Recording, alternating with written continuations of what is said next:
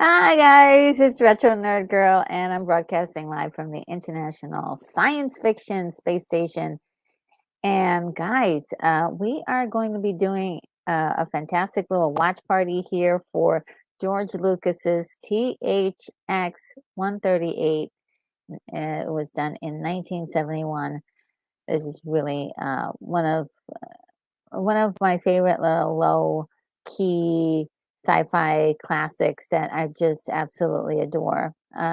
I do. It is a classic, as Orwellian type of world, if you would say, dystopian future, but it is also filled with lots of symbolisms and commentary, social commentary, but done in the 1971 way. And there's a lot of stuff about it that feels very 1971, but also feels timeless. And I have a lot of information to share about this particular film. I want to say thank you very much, guys, for being here. I've had some technical difficulties today, so I appreciate every single person who is in the chat right now, hanging out with me. Really appreciate you. First up, I see that Kimberly Ann Hart is here. Hello, hello, hello. How are you? So good to see you. And let's see. Keefe is helping me out, letting people know what's going on behind the scenes. Yes, duct tape and air vents are, are filled with little critters, and man, we it's just the whole nine. But yes, we are here and we are gonna watch a very interesting movie. I think it's fabulous, but I know it's not shared by everybody that loves loves this movie, but I kind of do.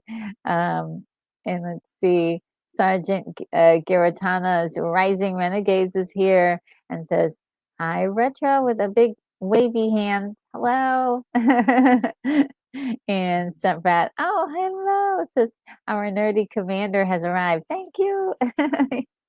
Yeah, so glad to see you here. Bonzo Kilborn in the house. So cool. Says more hugs, please. I'm emotionally very needy. Oh, I hear ya. Hugs are a requirement around these parts. Aw. And yeah, this is great. Okay, let's see if I've got more because I do have more messages. Let's see. You have to forgive me too. Um, StreamYard, which is the program I'm using, just rolled out some new settings, and one of the features that a lot of people with glasses have been asking for is dark mode, and because it reduces some of the reflection on your glasses, and I'm definitely pleased with that, but it's really hard to get used to the screen as it is. I also added some other new things, and I wanted to try out with you. Um, they had new ways for me to present myself on camera. Here's a couple. Okay, so this is the standard. I know if you notice, there are rounded edges now. There's also this, which is very interesting. I'm like, okay, I don't hate it. And then there's this little cute thing, so adorable. Yeah, so there are new features on the program, and I like trying out new features. I think it's really cool. So I'm trying out the rounded corners because I think let me show you what it looks like without the rounded corners. Yeah. So rounded corners seems more picturesque. Let me know what your comments are in the chat. And let's see. Oh, DJ Play Nice is here, says Retro Nerd Girl. Salute. Oh, salute to you as well. Hope you are enjoying a wonderful day and having some fun. Um, and SGRR is not staying, says, we'll take care of everyone. Got other matters to attend to. Well, take care of yourself and have a great day. It's nice seeing you, saying hi and everything. Bonzo Kilborn says, Retro Nerd Girl, hey, Retro, space stations ain't easy to maintain. I know. Also, like, I was having some issues with uh, my computer kept wanting me to update. And so with the update, keep on wanting me to update, keep on wanting me to update. And so it's been interrupting everything I've been doing and making everything buffer. So I hope it doesn't cause me any trouble this week, because I think I solved the problem, but it was a bit of something that bothered me for a little bit last week's watch party. So this week should go by very, very nicely. And DJ Playing Nice can't stay either. It says can't stay. I'll have fun, take care of your crew, and rock. Thank you. You're really kind. Thank you. Well, to get things started, just wanted to let you guys know that there is one copy that I was able to find, and there's actually two copies. One copy, I think, is the original copy of this movie, and so I will uh, share that with you now because there's the original, theatrical cut, but I believe that George Lucas felt like that movie wasn't really his, or it was taken away from him. He didn't get it final cut, and he went on ahead and did a remaster of it as well in 2004, in which he added some CGI modifications and extra scenes. And so that's the one I'm going to be watching. In this particular case, I didn't hate that. I really didn't hate it. I do like watching things in the quality in which it was made to get an assessment of how things were done at that time. You know um, how the special effects held up over the years.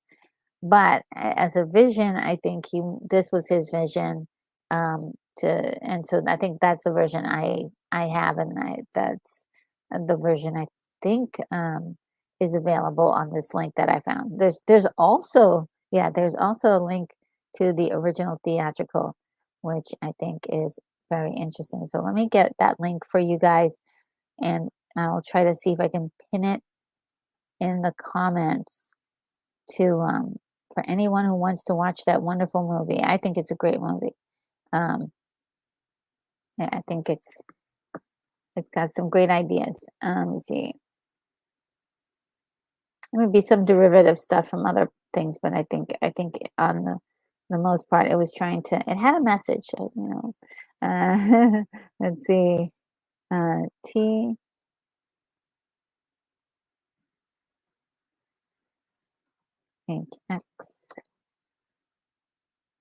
Um, sorry.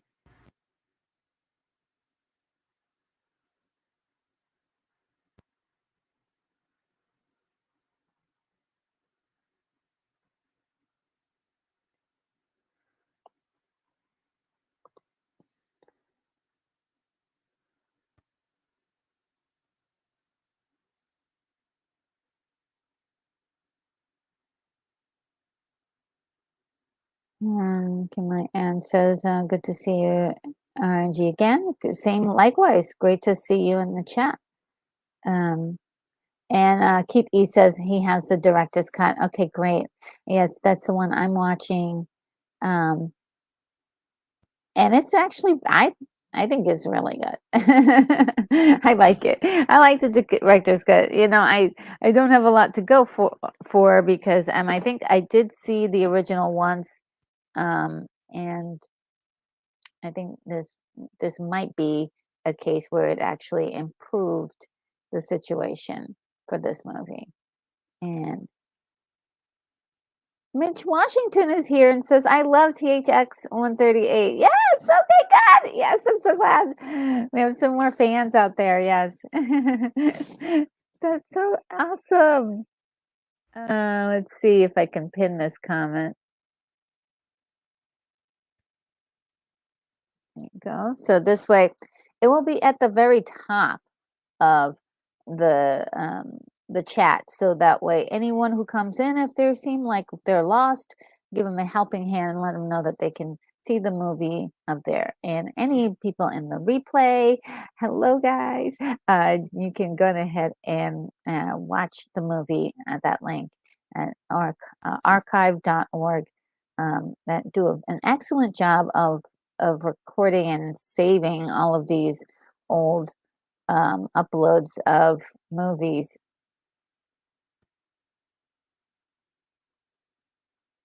And let's see. Mitch says that he loves both Mick. I'm sorry, the name is Mick. For some reason, I wanted to put a T in there. Again, forgive me. The screen is a little odd. I'm not used to it like this, and so it's giving me some issue. And for those of you who are not familiars on the channel, I have an auxiliary computer that's over here that I can glance at to see other, you know, what the live show looks like. Let's see.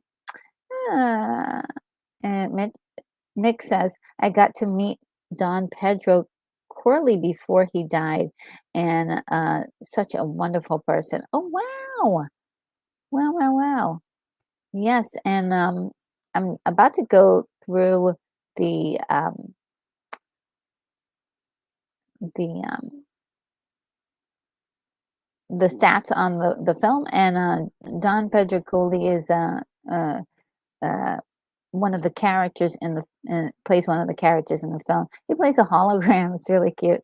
Um, uh, and I wonder if that was, if that was a statement for something, because yeah, it's very interesting. I love the complexity of this, and the other thing I kind of like about this movie is that it doesn't really explain everything to you.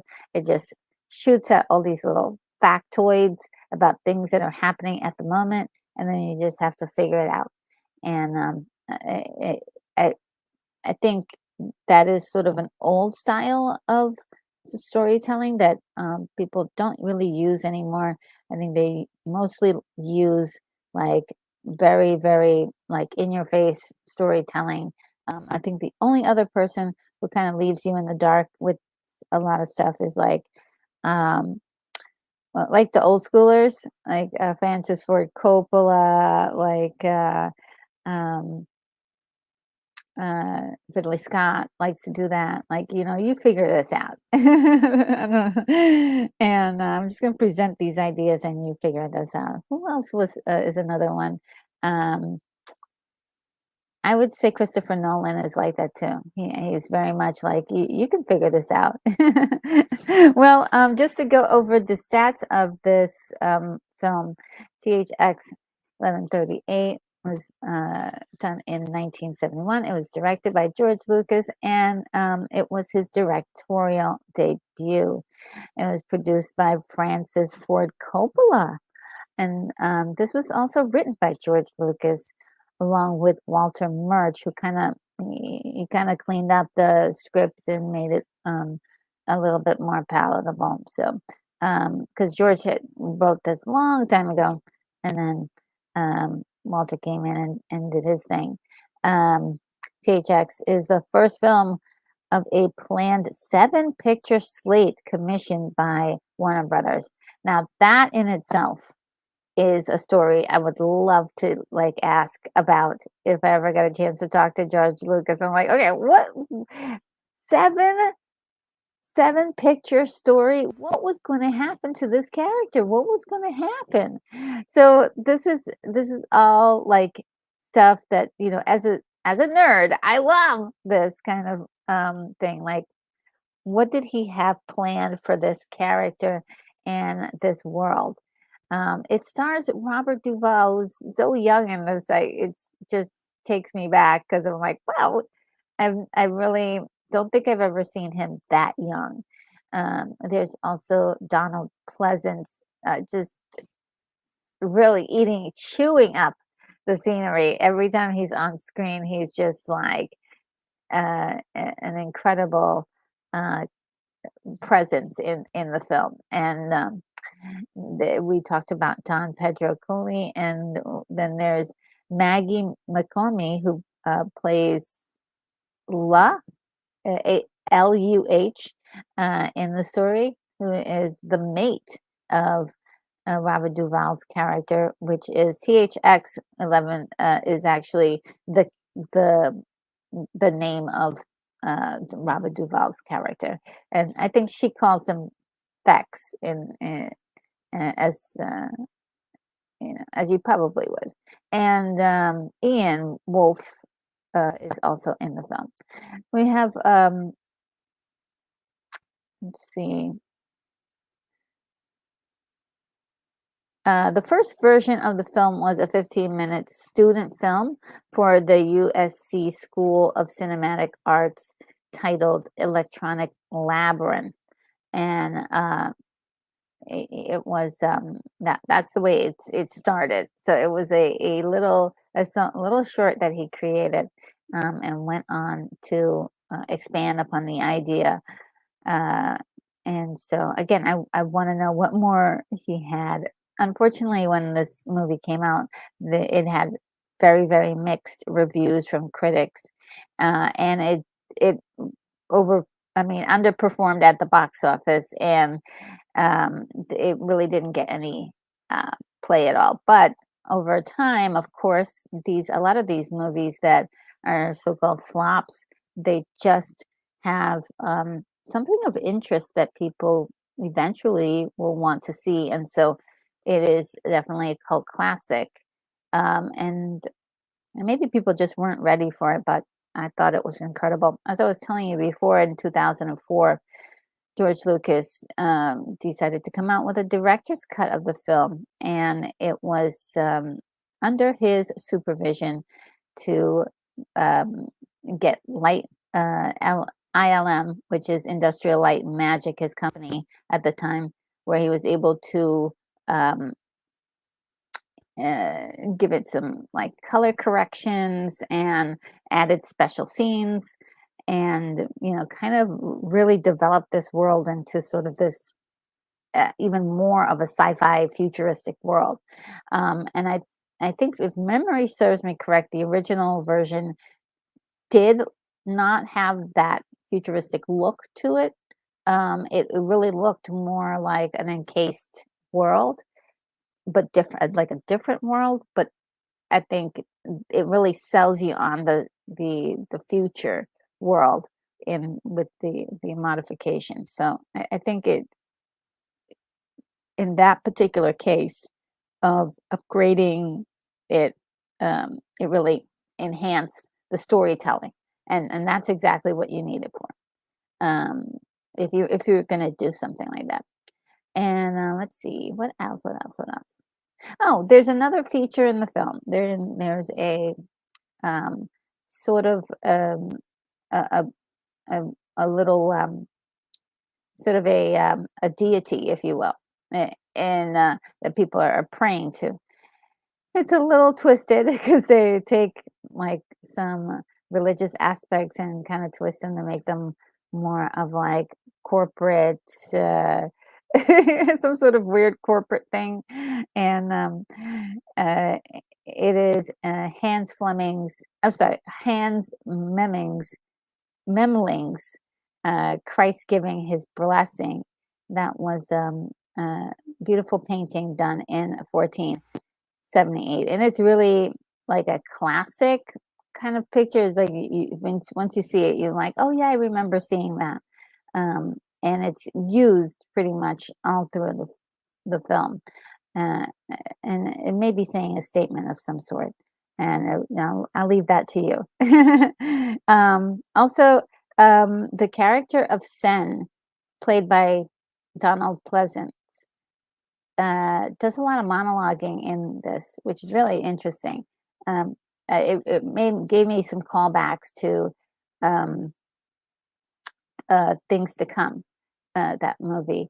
And it is actually some of the scripts, like excerpts from scripts from speeches by Richard Nixon, and I thought that was really cool.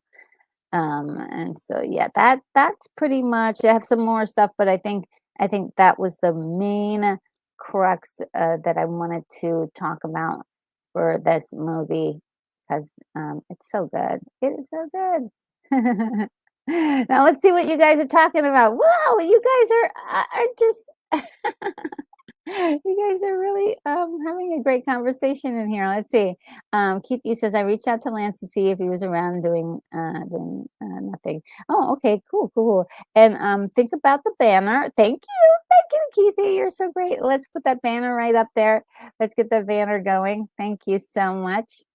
And um Mick says, for me, George Lucas has made 3 great films.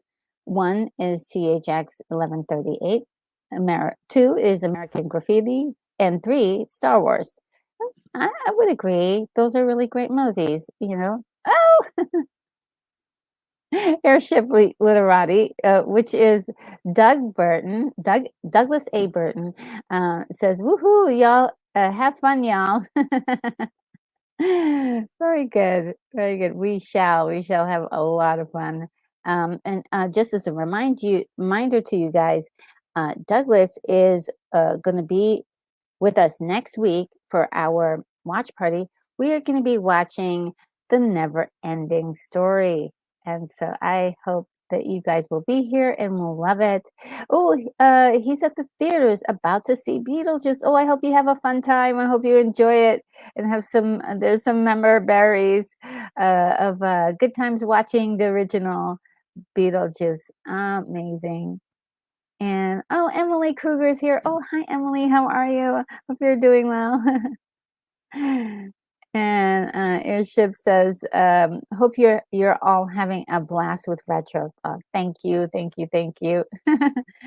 And Mitch says, "I will never forget. I saw this poster at a theater that I thought was a sequel to THX in the early '90s, and I didn't know it was the poster for the sound system. Oh, okay, I didn't know that." And Mimic says that the director's cut is actually an improvement in his opinion.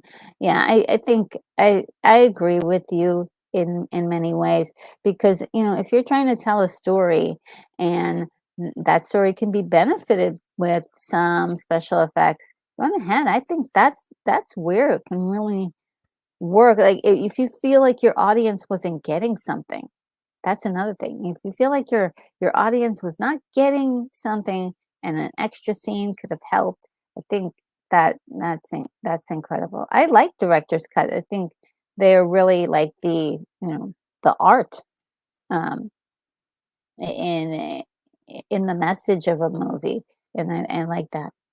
Uh, no side zero. Hello. Great to see you. This is my first time seeing you in the chat because I really enjoyed the claustrophobic feel of the original film. Yes, it was really great. Really, there are some moments that are just insanely like I would not want to be in a room like that. And it says it expanded the city structures. And it added more depth to certain scenes. And Snow to Poop is uh, says that says I'm gonna try to say that how humans and other critters. Okay, hi. That is from something I don't know. Hawoo. And good to see you, Snow to Poopus. How are you? I hope you're doing well this Saturday. Uh, All right, I need a moment because allergies are also killing me right now. So I just need one little moment. Let me play my allergy video really quick because it's on. It's on like Donkey Kong.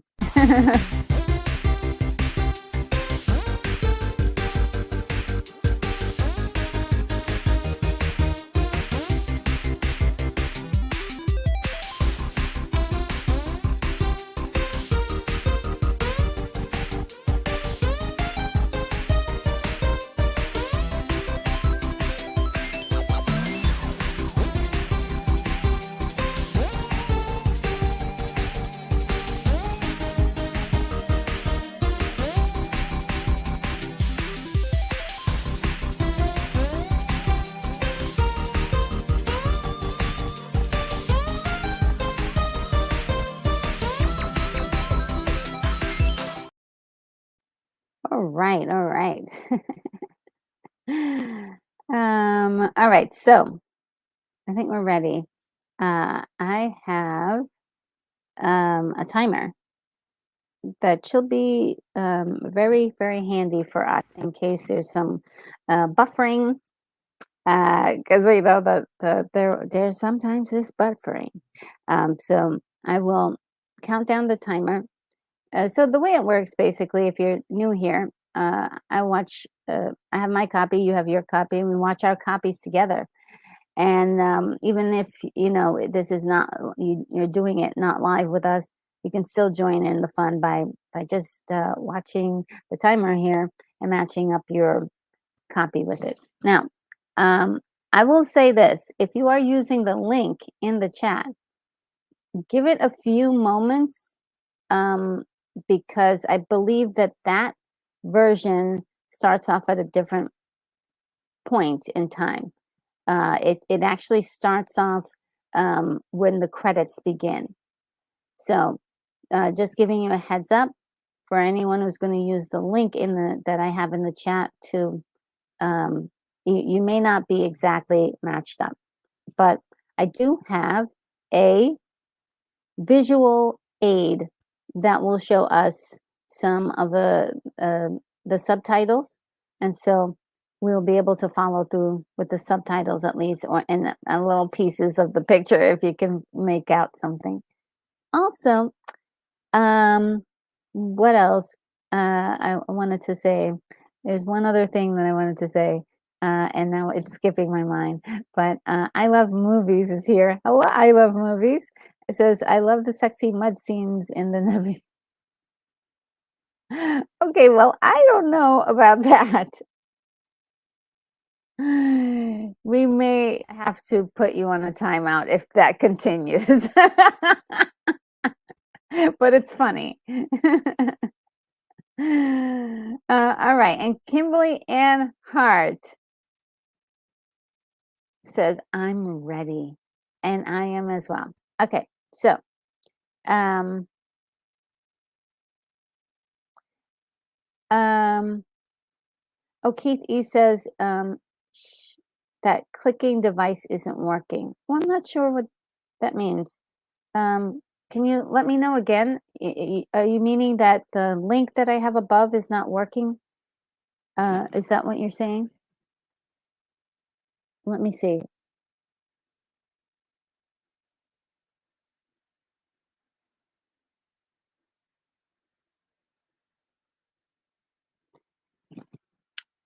Giving it a test to see if it works.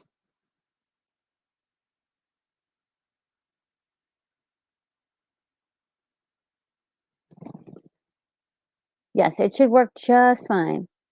Again, it is ahead of this particular one, so uh, I would give it a few minutes before pressing play. All right, who else is here? I see some new faces. um, so Taylor Swift, greater than Disney, Star Wars, and MCU, and Doctor Who is here. Hello, Matt G is in the house, says is waving. Yes. So good to see you. And it comes in tow with pizza. Yum, yum, yum, yum. I love pizza. And I haven't had pizza in years. I would love to have a slice. Oh, I miss pizza from New York, that like all that gooey cheese and tons of garlic on it and pepper flakes. I miss it, yeah. And let's see. Oh, okay. Kimberly Ann says, you mean the mouse. Oh, okay. Got it, got it, got it, got it, got it.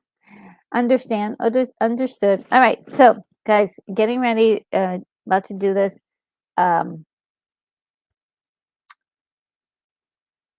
So,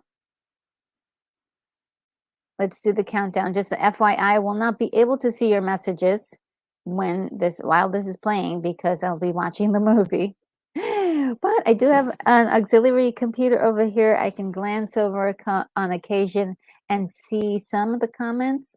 So I can comment on a few comments, not everyone. So just letting you know what the status is going to be there. So ready for the countdown? 5, 4, 3, 2, 1, play.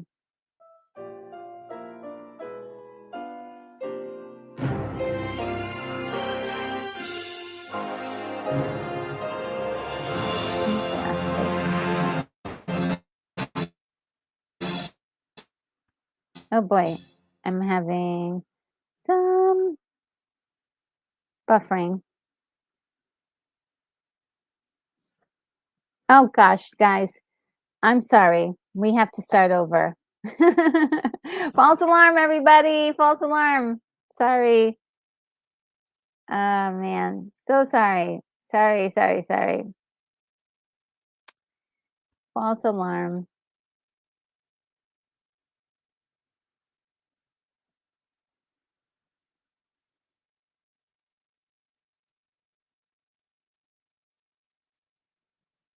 I just had some buffering thing that just messed everything up. Technical difficulties today. Boy, boy, boy, boy, boy, boy. We're not going to let that stop us. No, we're going to keep going. And let me see if I can find one. This might be better. Let's see if there's another one that I can use. Um, this is good.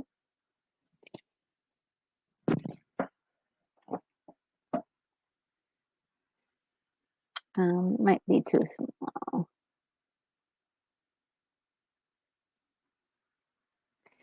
Yeah, they changed so much about this. I can hardly figure this out. Okay, here. Hopefully you can read the words. Um,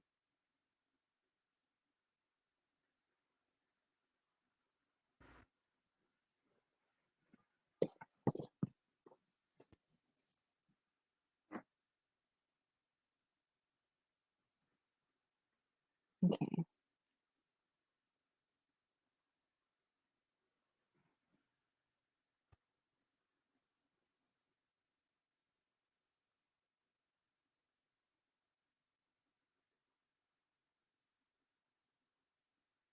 Okay, there's some things that I just am not going to tolerate around here, and that is um, inappropriate comments. This channel is for um, the whole family. Now, I will say this movie might not be, this is definitely a mature movie, but I will not tolerate any language like that in the chat. So, um, yeah, I'm sorry to have to, you know, remove your comments, but they're inappropriate for what we're doing over here. Thank you. Oh yeah, that was, I should have also let you guys know that I am that this movie is a little bit on the mature side. So there's a couple of things in here that are mature. So this is not for the kiddies, but I like to always give that warning. Let's see. So thank you for bearing with me there for a minute and dealing with stuff. Um, let's see.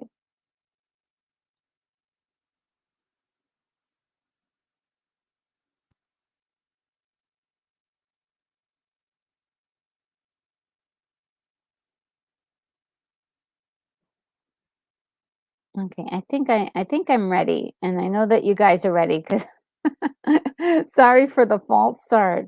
So let's get started. All right, again, 5, 4, 3. Oh, wait a minute. I need to do something here. Bring me back to.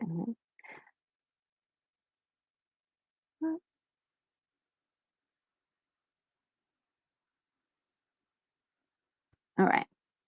5, 4, 3, 2, 1.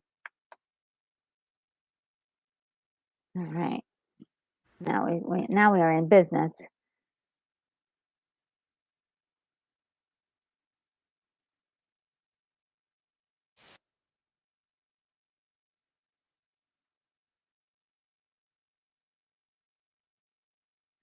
Well, yeah, it starts off with Buck Rogers in the 20th century, which really shows you how much this really, the serials of the 1930s really influenced uh, George Lucas. And I love these serials. They're so good. The pacing, incredible action. And Buster Crabbe is just doing all of the stunts for it. So I just I'm a big fan.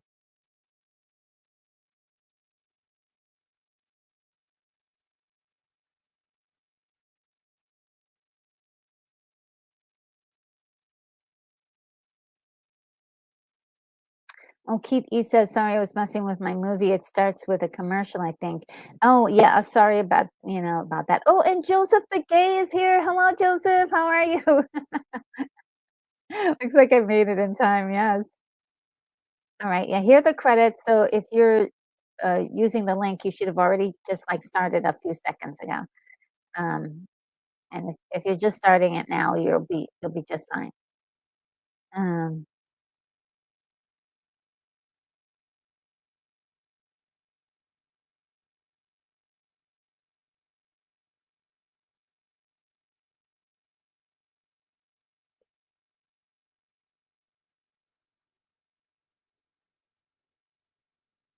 I love that it starts off with Buck Rogers. It's like my nerdy pleasure. I'm like, so weird.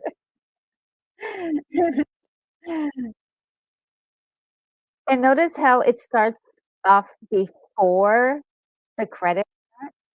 Oh, that's very unique. So George was playing around with these things back then. And for any people who are not familiar with this, factoid, a lot of movies in the '70s and earlier, had the credits be before the movie. So all the credits for the movie was really after, and after the movie was done, I was like, "Okay, bye, get out of here." The end.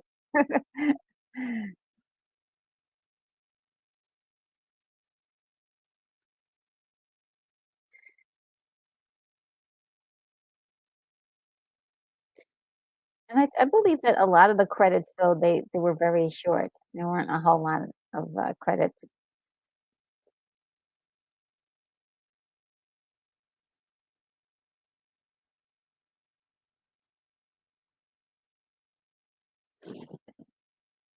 Oh,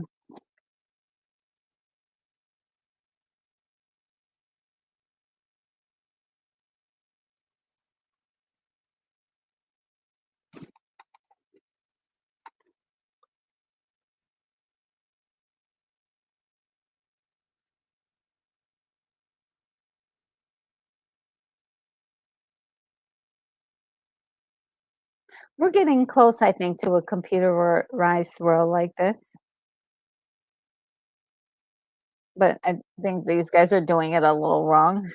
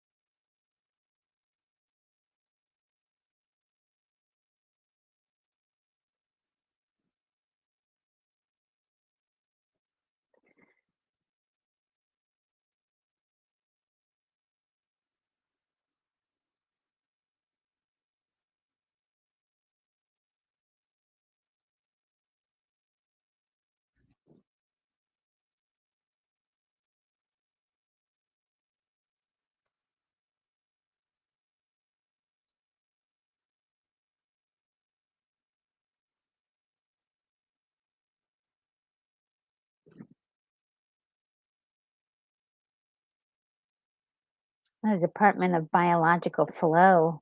I thought it's really funny how people are watching people watching people watching people, monitoring, everybody's monitoring somebody else is monitoring somebody else.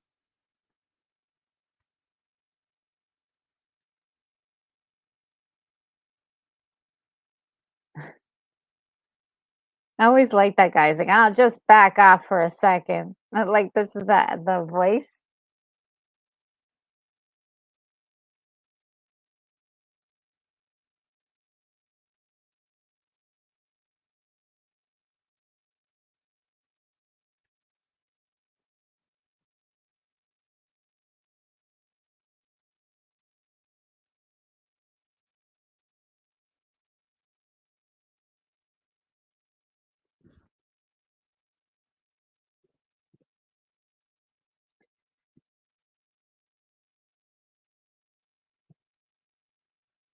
So we have all these people working on making these robots and taking drugs to keep going.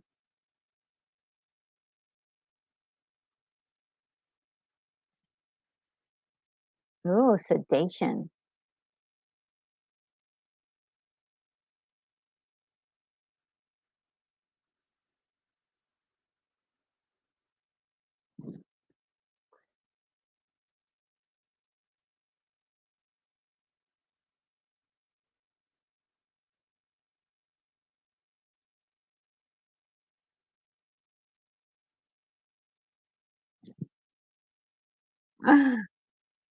Uh-oh.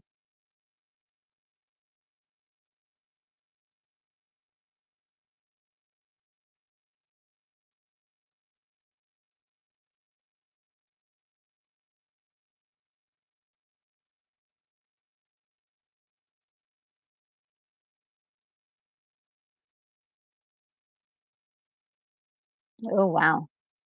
That's gross.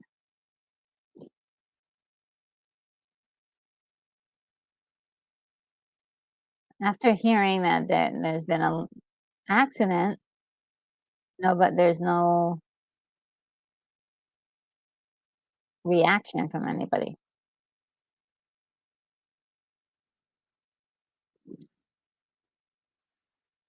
Oh, wow. So all of the stations pretty much get all of the sectors have accidents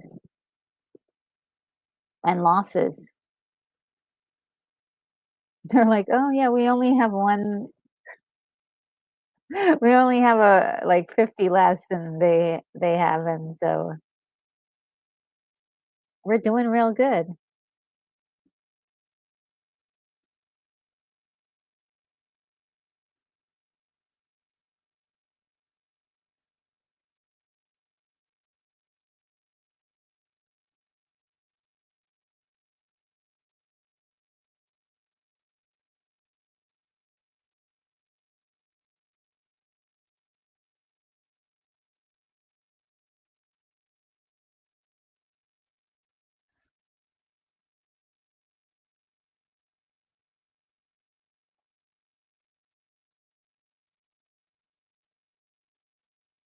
Mm.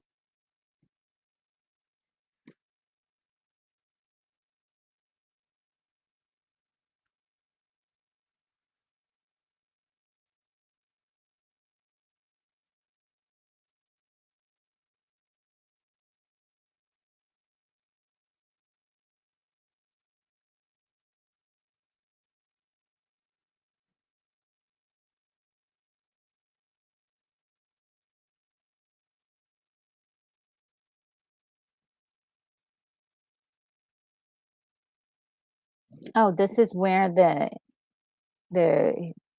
yeah, the weird praying to the deity. The voice of the deity is James Wheaton.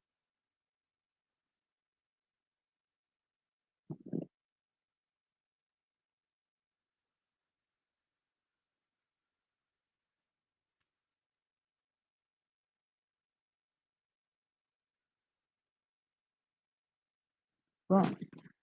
Let's see what you guys are saying. Okay. Joseph Begay says, when I first saw this movie, I it confused the heck out of me, especially with the disjointed sequences at the beginning. It started to flow better in my mind on a second watching. Yeah, this is one you have to watch a couple of times, maybe. As like I was saying before, a little bit earlier, there's a lot of information that you get, but you don't get any answers for that stuff, so you kind of have to figure it out. And it's like it's sort of an old school of filmmaking I kind of like. Uh, and originally there was seven. There was supposed to be seven more, seven stories altogether, seven picture deal with this. Um, if it would have been successful, so imagine we would have been getting seven pictures of this in this world. Okay.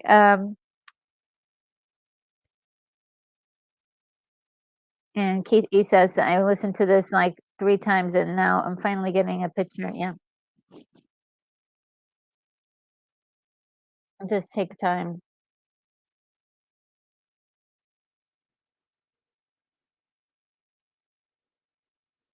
Ew, look at that weird creature. Ew. I would, like, freak out if I saw one of those. Joseph Gay says, "Also, I like the upgrade to special effects, in some scenes. I also appreciated that improved special effects didn't drown out the original scenes." Yeah, I think so. They did improve this.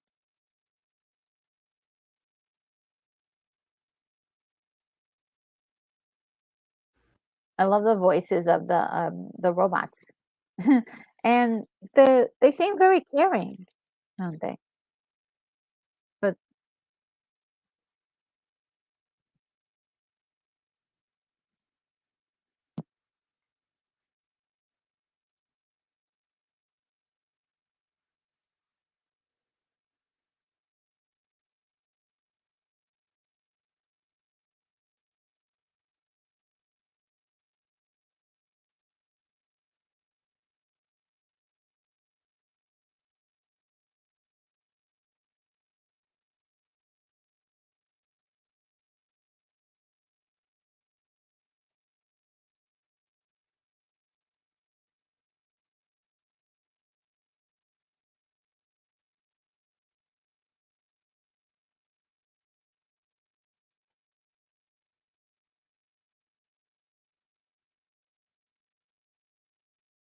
it looks like he wants to get away from her. Oh my god. He's like, "Ah."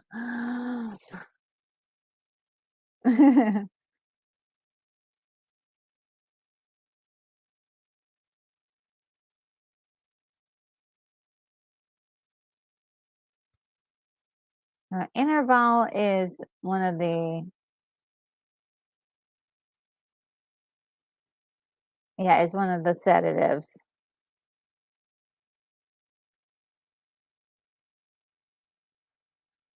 Because I think they're always on the edge of, like, sedative and staying awake, sedative, staying awake,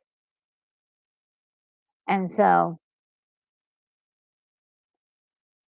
she's been replacing his drugs. That's number 1 illegal in this world, but also, um, well, this scene, very hilarious.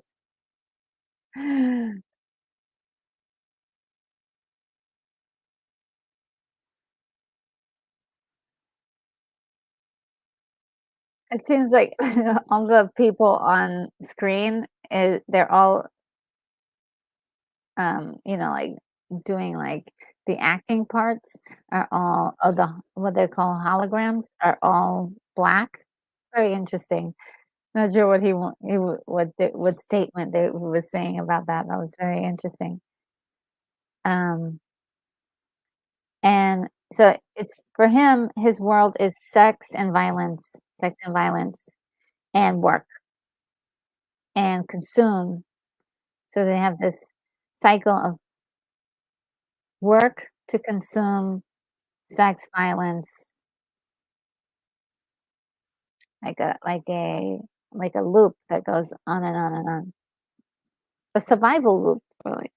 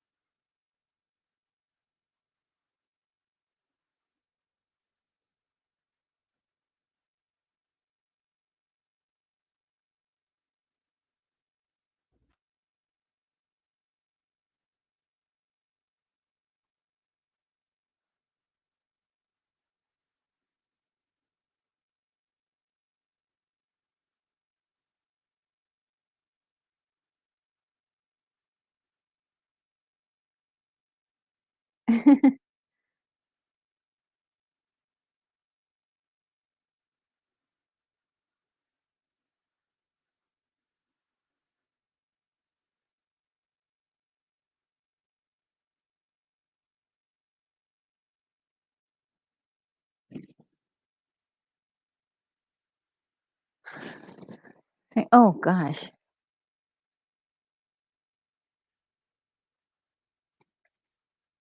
Yeah.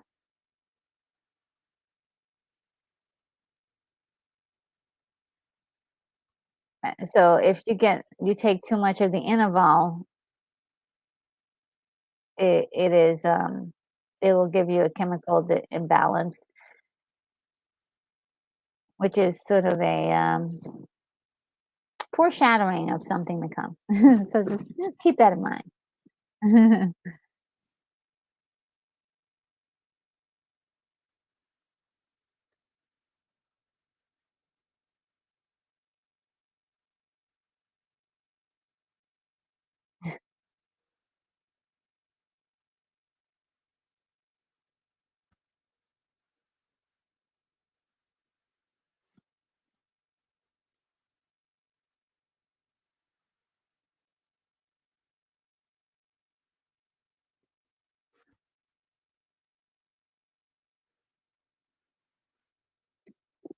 Okay.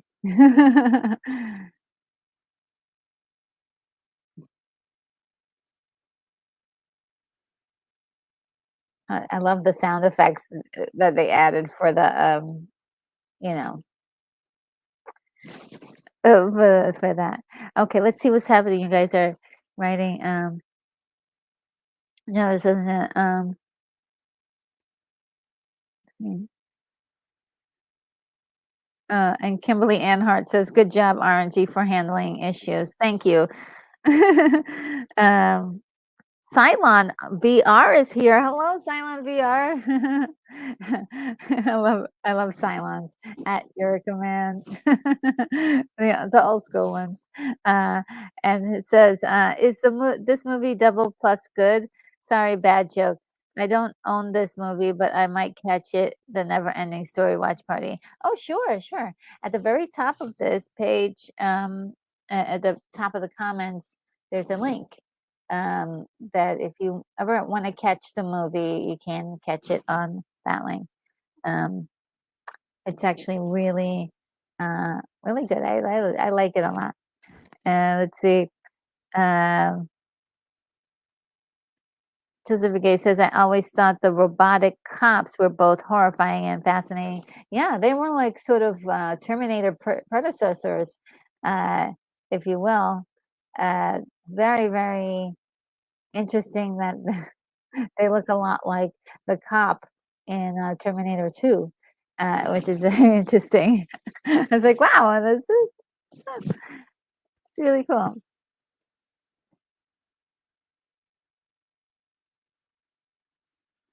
So she's been messing with his drug intake when he's supposed to take the regulated amounts that, and unfortunately, well, at this point, she wanted to do this so they can be intimate.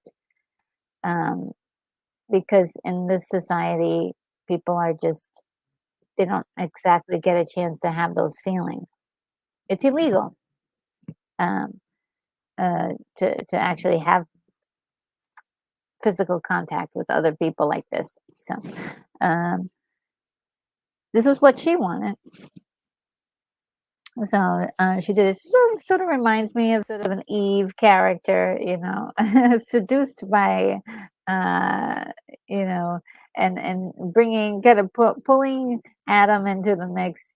Uh, he's in this case Adam, the new man. He's a new man from this experience.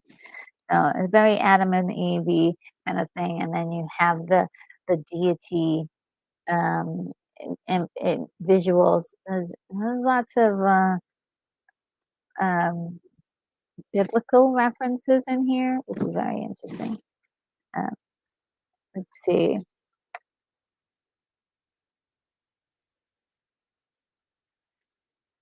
And Kimberly Anhart, I'm so glad you're having a good time. This is so much fun with you. I'm so glad you're having a good time.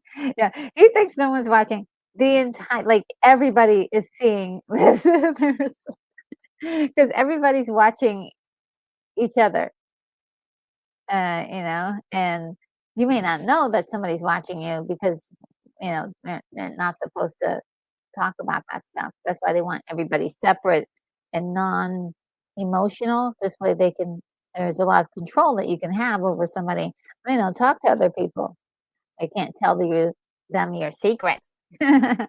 So people are a lot of people are watching other people, watching other people, watching other people. So I thought it was very, very efficient of the society to do that. Um, instead of and I'm sure that they could have had like a security intel do it, but it looks like the robots are simply robots, automated. Everything they don't. It's not about like a Skynet kind of world where, but they're very much vulnerable. Like you see, this robot here is malfunctioning.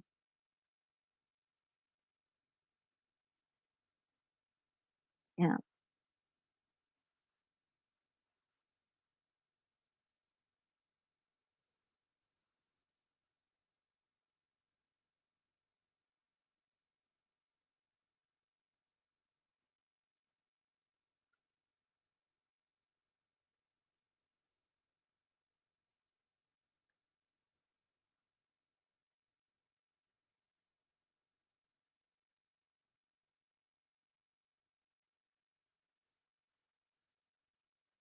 I wonder if he was meaning to use the symbolism of religion as sort of a way to say, "Hey, this is another way some people can control you." And there's so many cool like I concepts you can go down a little rabbit hole on this.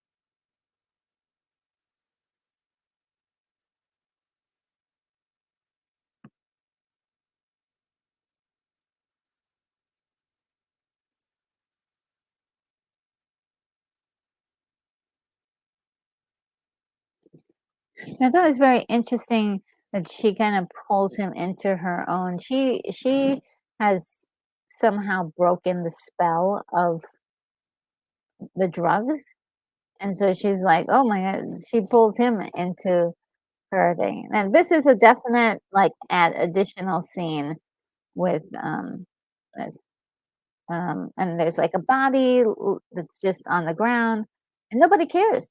Nobody's stopping to check to see if this person's okay. But just shows you just how people are their mindset of these people are they're drones.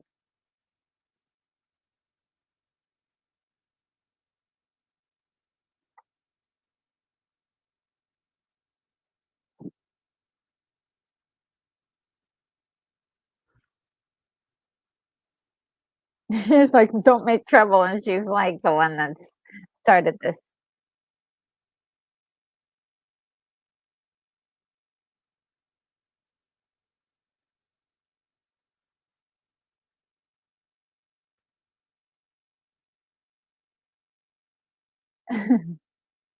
I know, I'm saying the same thing, dude. He's like, he didn't say any words come out of his mouth that you see, like, he was like, "What?"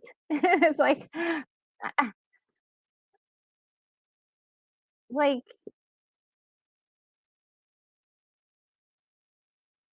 she's the one who started this, and she's like, "You're gonna get us into trouble."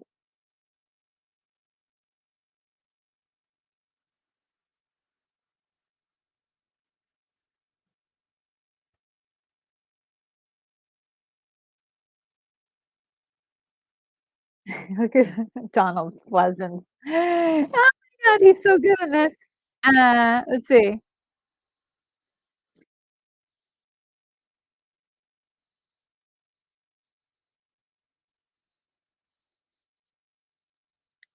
see. Joseph Begay says earlier the robotic police officer was telling children that the baton was heavy, and now you see a person being wailed without mercy by police officer on television beating. Yes, it's very interesting. They are they do everything with sort of like they you know they can turn it off and on.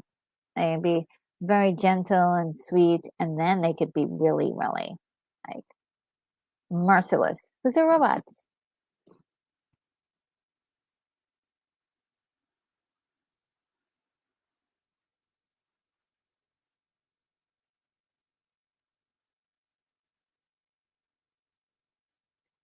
I love Donald Simpson, man. He plays a real psycho.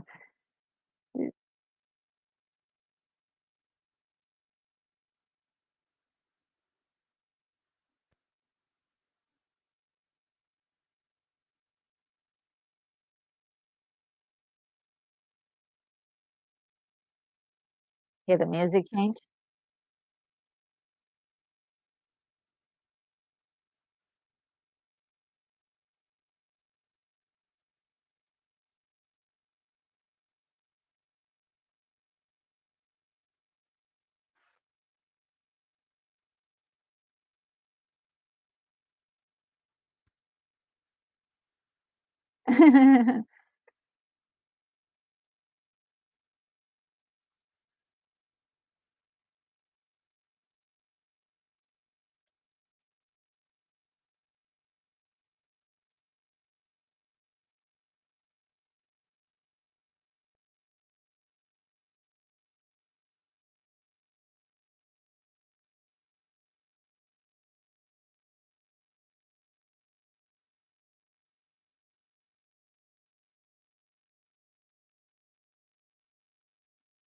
So I, I love the way it's mysterious. Like, how did ONA die? Yeah.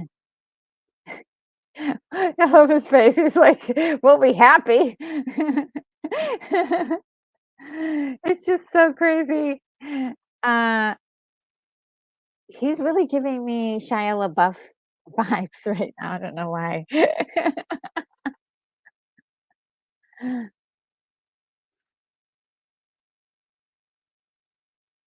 As well, some of his dialogue was not present in the subtitling. So it's very interesting.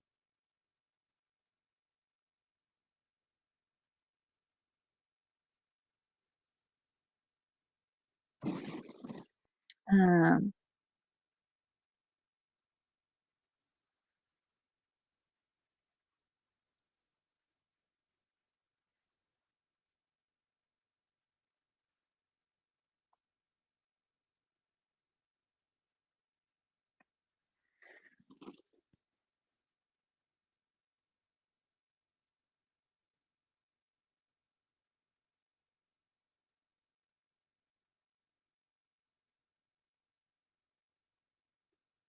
what is wrong with him? He's like,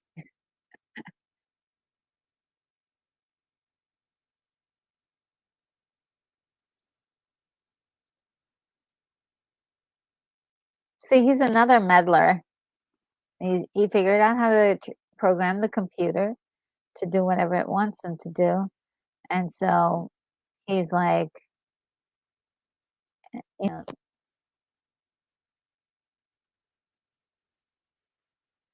it just takes you to another level. So um, right now, THX is reporting Sen for his, uh,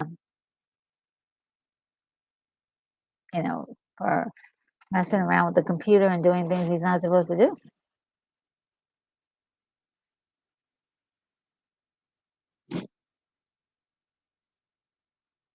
Hey, look, it's C3PO.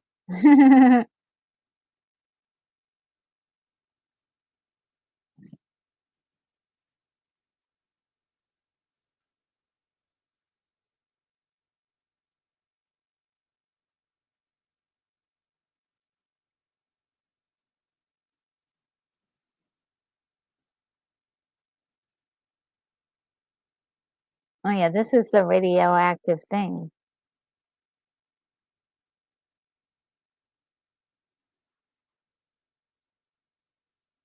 Mm.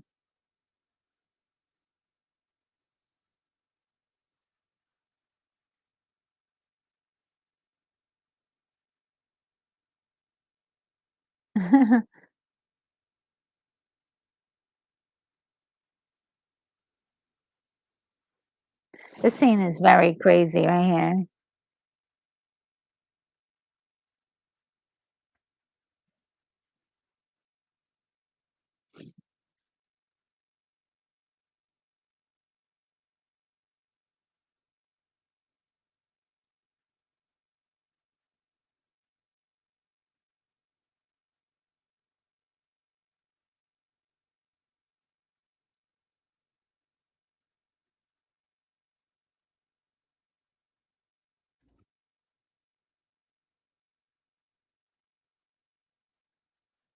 Yeah, so they can tell that he doesn't have enough sedation.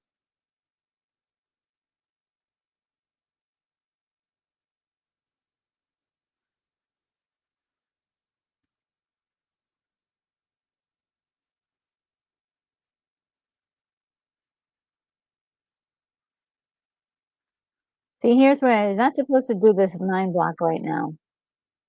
He's right in the middle of a very sensitive operation. That's freaky. And the first time I saw that, I was just like, "What is happening? How do they do that with his eyes?" Oh, man.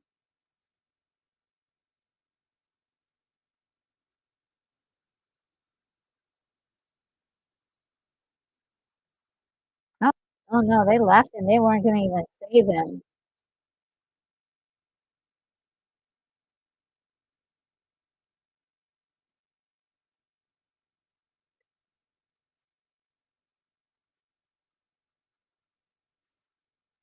She's like, "Oh, snap. I'm in trouble."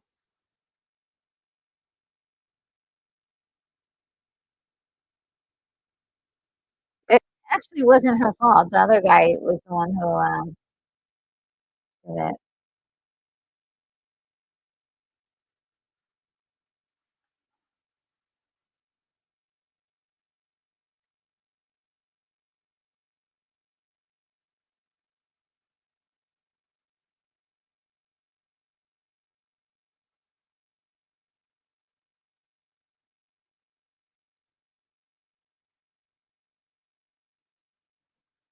She's like, "I'm done with this." And now they know that he hasn't had the right amount of sedation, and so they arrest him for the lack of sedation.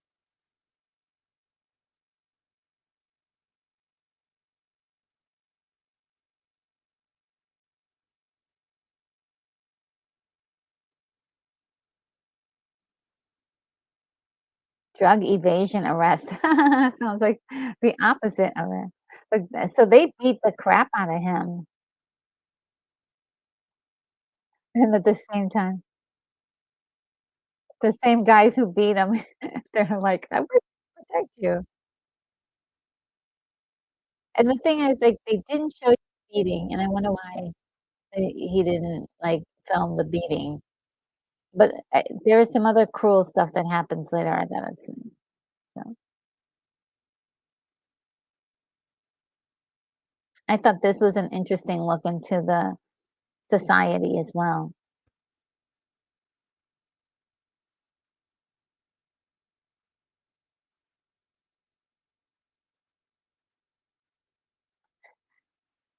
Yeah, he's past the point of curing,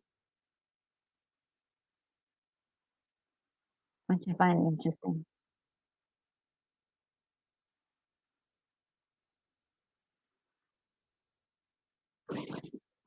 Um,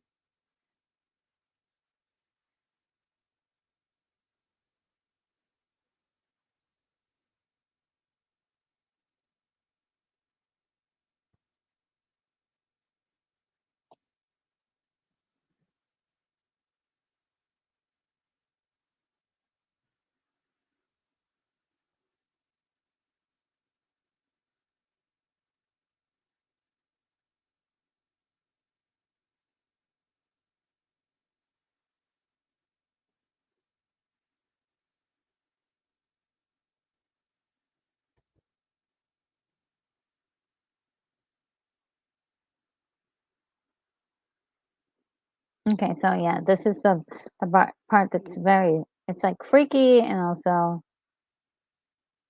wild because they it's a completely white space. There's nothing around him but that, and then out of nowhere comes these three robots. Uh, mm,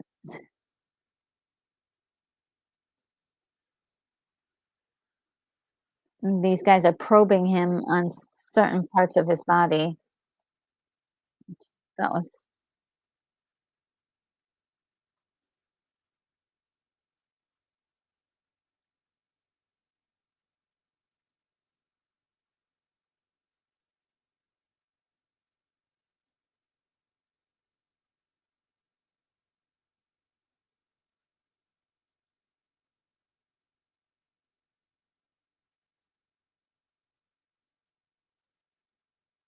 they're just spooky. There's no expression on their faces at all.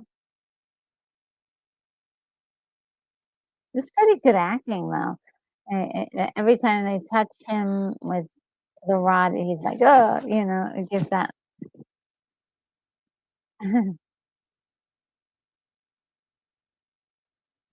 The guy said, "That's enough," and that one gave him one extra. Did you see that? He's like, "That's enough," and he's like, "Zap." It's little details like that that just get me.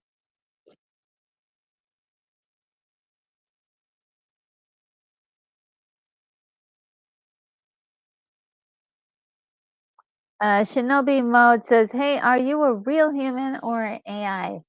Oh, I'm for sure a real human. Hey. I'm real.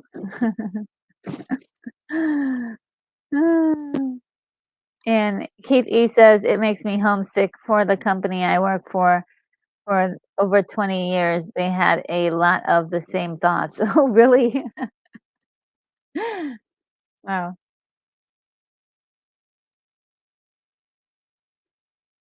I love this. Like all these little probes and all these little things are like messing with him and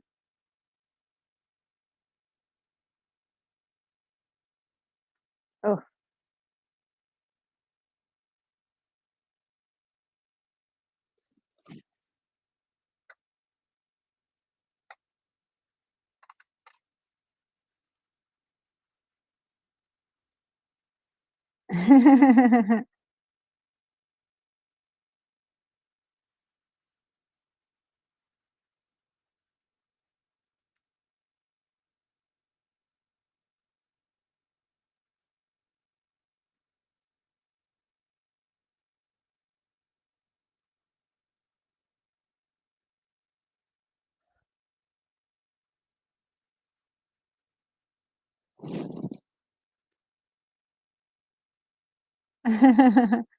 Very weird.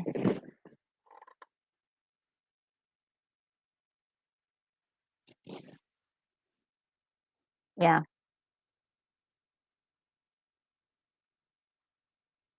It's like just a group of torturing and experiments, just weird stuff.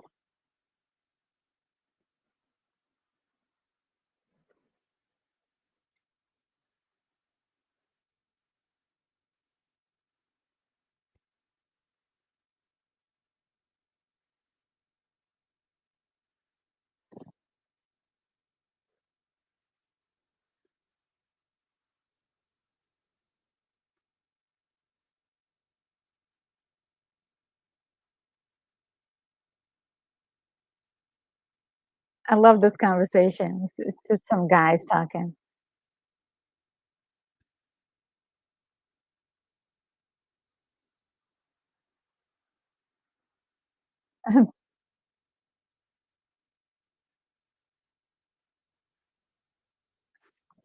So, they're pushing all these different buttons, and it's affecting his body and making him move in weird ways. So it looks like they're trying to figure out a way that they can actually control the physical actions of a human being.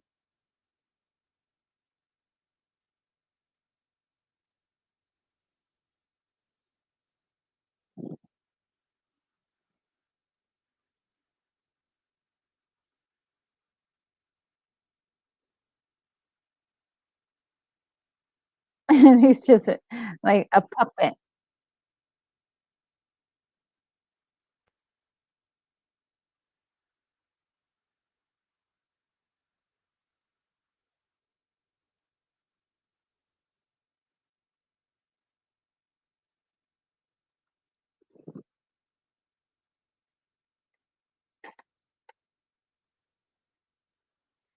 They're like, and really to get an accurate reading, that's just some like I love that. He said, "Don't let it get above 4.7." And this man is like this being destroyed as they're punching all these buttons and doing all these weird things.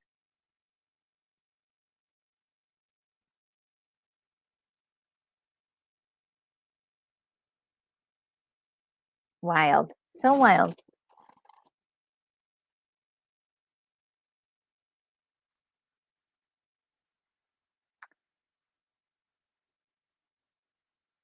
And Keith E says, Hooper says he's going to put out in the hallway and he's going to go out into the hallway and find out where these people are coming from.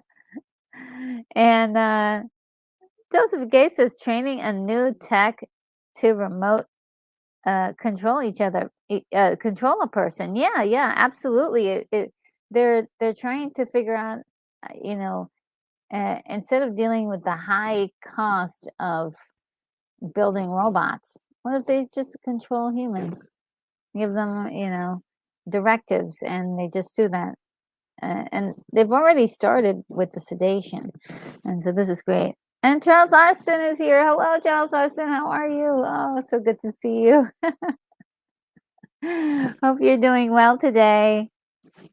And Joseph Begay says, if you're familiar with the SCP, and this scene reminds me of how D-class personnel is used in experiments. Ooh, really? Wow. Um, what is SCP? Um, SCP. Um, hmm, you have to fill me in on SCP. I'm trying to figure out what SCP might be. So they let these guys get together one more time for um, um, intimacy, and but the question is, why did they let them get together? Is it part of an experiment? Are they experimenting on these guys, knowing what they're going to do? It's like, are they going to experiment? Are they? Is this part of the experiment? Yeah, we're only here to help you.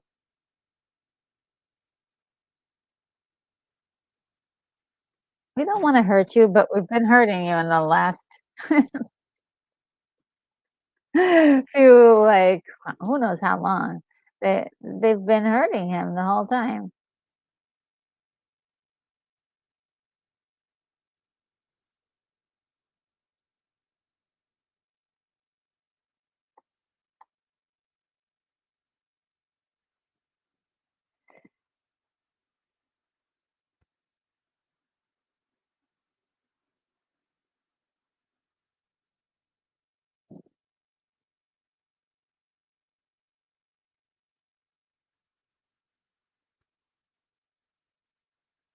from the white void they emerge. Oh, that's gotta be scary to just have that white void. It's just like, even though it's like an infinite space, it feels closed in. Feels like it's, ooh, something else. And Stump Rat says, real retro. Yes, I'm real. Uh,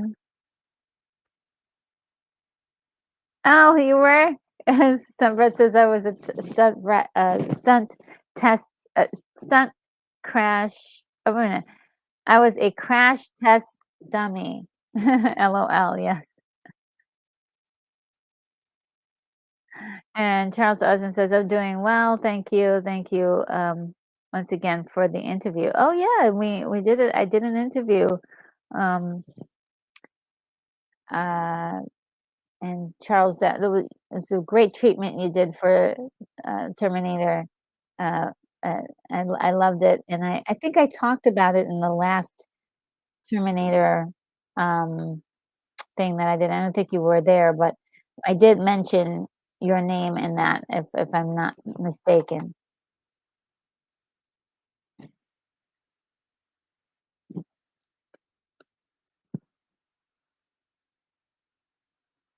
He's so wild, Donald Pleasance in this.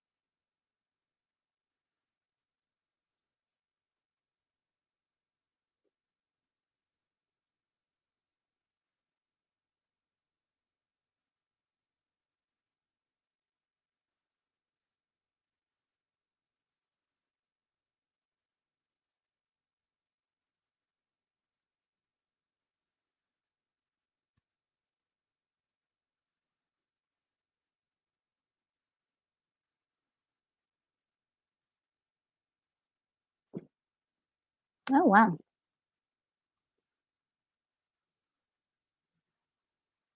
You can't even lay down because somebody's just gonna sit right next to you, and there's plenty other seats. Like, hate that.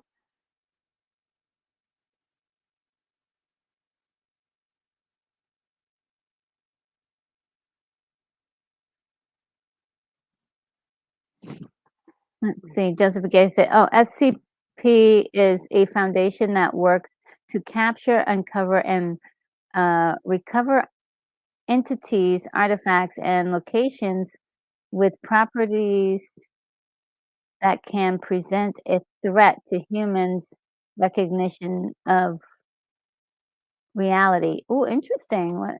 Uh, um,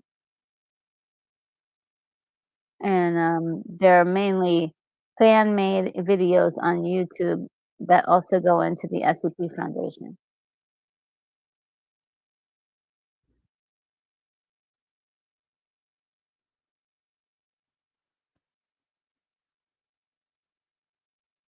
So that guy's weird. He just tried to assault somebody sexually, and he got mad, and he beat he beat well, he punched Sen in the face, but then he got one of the robots and is just crushing the face in.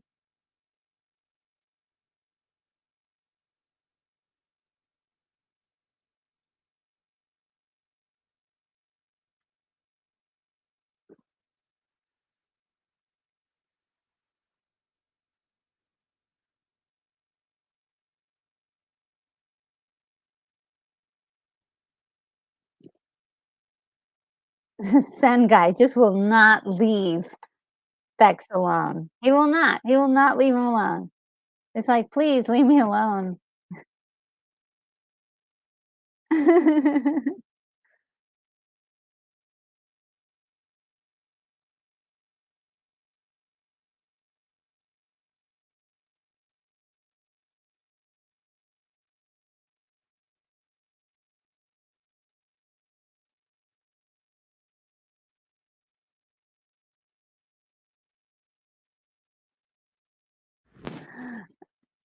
Oh, Outcast Creative is here. Hello. Says yay retro Lancy just from a mega rave dance event. Oh my god, you would have loved it. Wait till I send you the videos. Oh, I can't wait. Oh my god. I love dancing and I love music. So um it's so funny because recently I've tapped back into dancing and like it's now every day dance a little bit.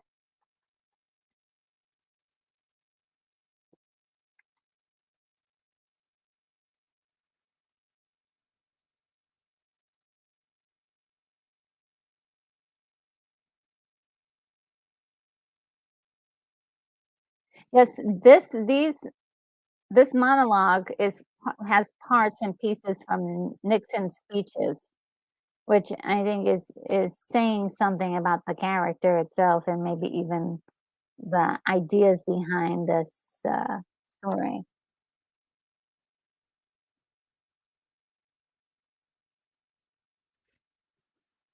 It's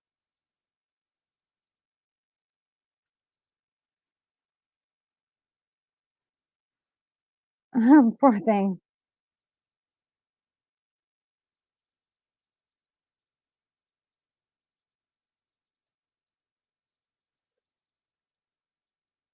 TX, THX losing it right now. He's like,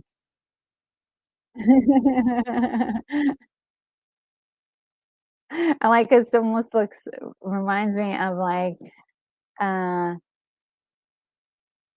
of sort of like, gorilla in cages, and then there's one that just goes, "Wow," "Beep, beep, beep, The look in his eyes is fierce. He's just tired of this place, and, you know, his humanity is peeking through. Even though it may seem violent, it is violent. We can't just sit around and do nothing all the time. So, he's not brain damaged or anything. He's uh a human, like, and he's just being human, which in this society is suppressed.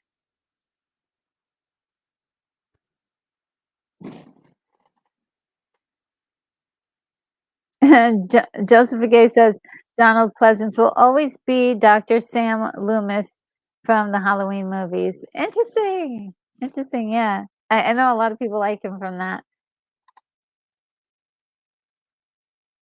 I really did enjoy him in Dracula 1979. He's so good in that. And this movie, so brilliant.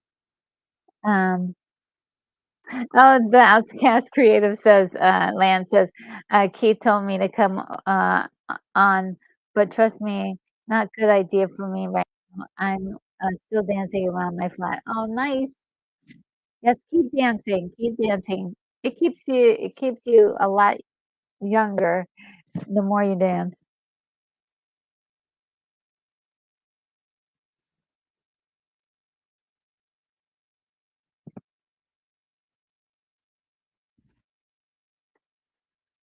So now they're attempting to leave the void, and there's like all kinds of food just spilling out. After, Sen, he's basically dropping them because he's been taking all the food from everybody else, hoarding it basically.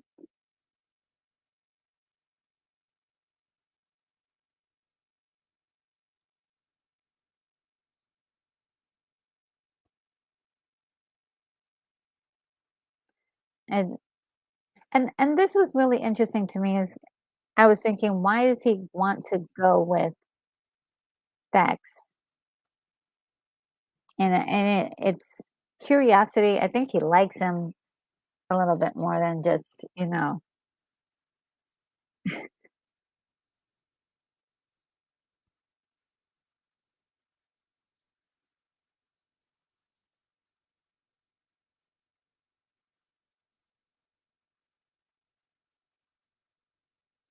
Yeah,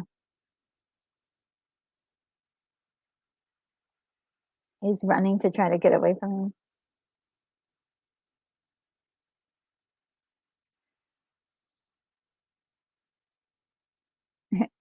And now he's making up a story that the pressure is getting greater.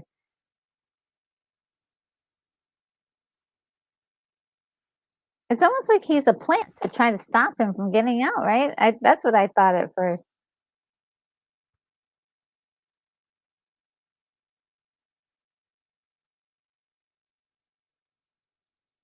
Give me a moment, guys. I'm having allergy issues.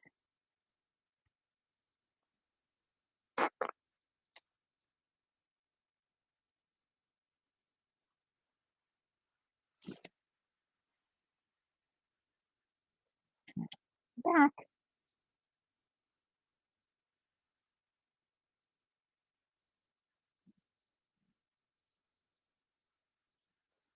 Oh yeah, this was the freaky part. I was like, "Oh, who's this?"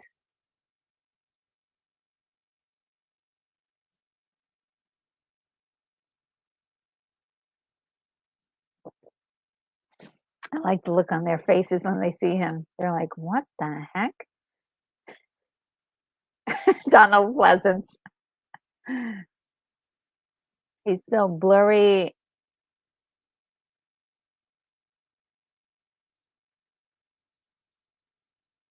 He's like a giant compared to those two.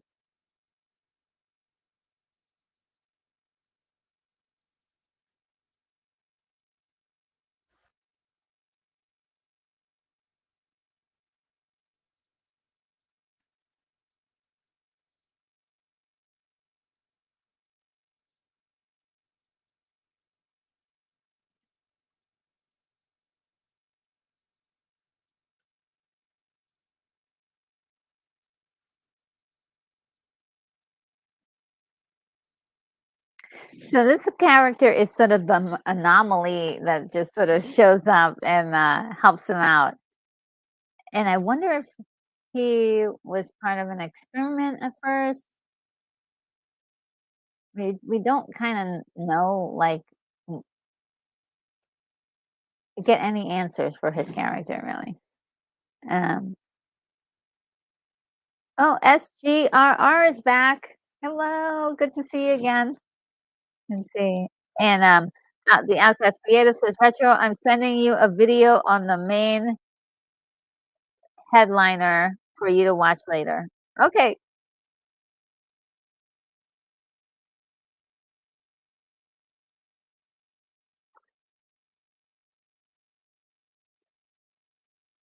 I love the difference. They they come from this place where it's really, really quiet, and then all of a sudden they're in the middle of like this huge rush, the pandemonium and like panic is very, very like palpable.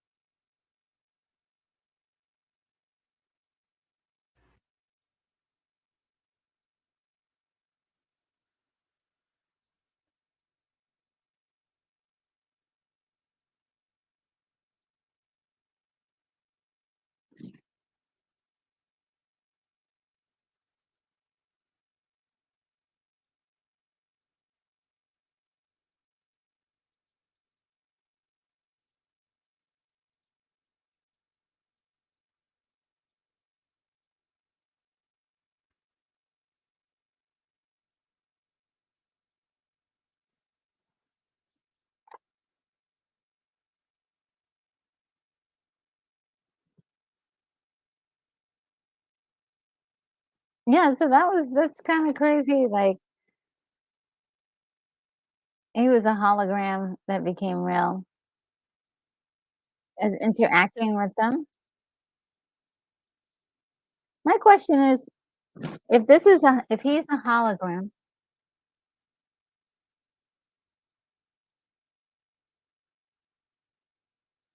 the question is, was he ever real? And is this all happening in THX's mind?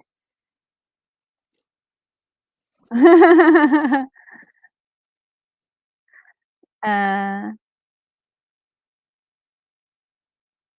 and, he says maybe they're making a set up for the next 7 movies.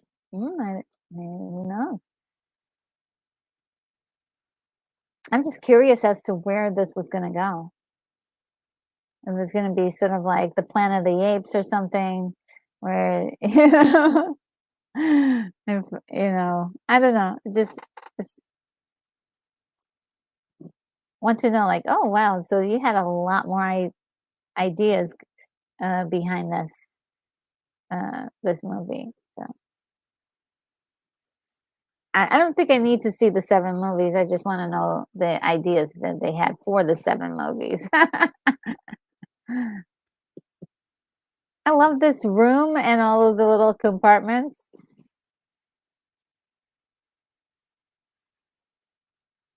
I was thinking that maybe this might have been the supercomputer, that was, like, kinda helping to keep a lot of this stuff in order.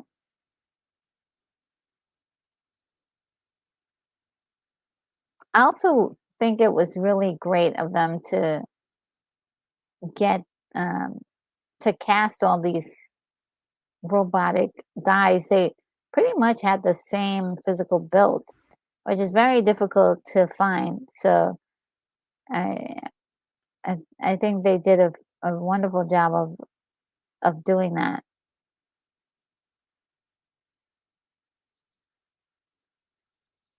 It's giving me Terminator vibes.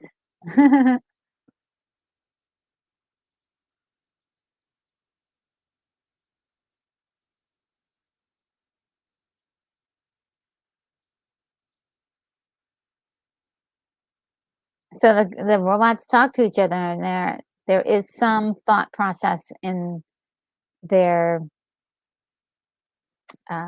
actions. They do what they're told, but they also do have some, ability to think on their own, enough to get the job done.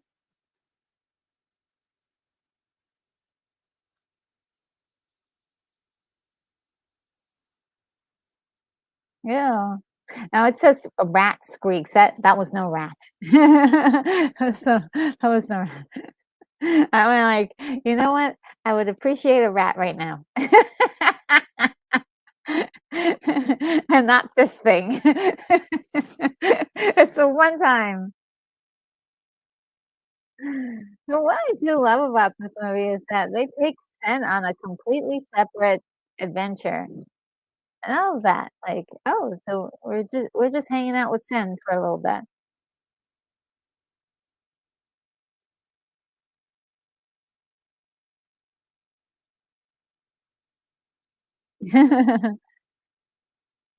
The editing on this is so wild.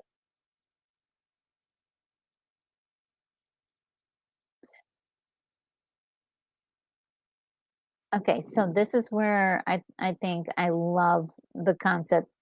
Um, they are looking for Sen and THX.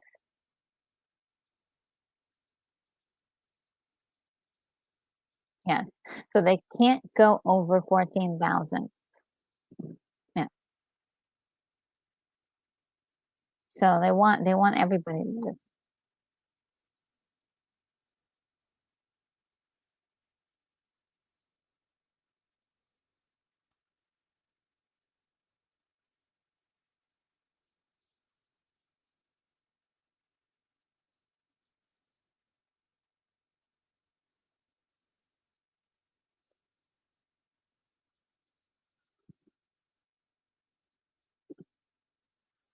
So if the insides are gone from all the people, that must mean that they must have taken out their organs and probably gonna like harvest them, clone them, or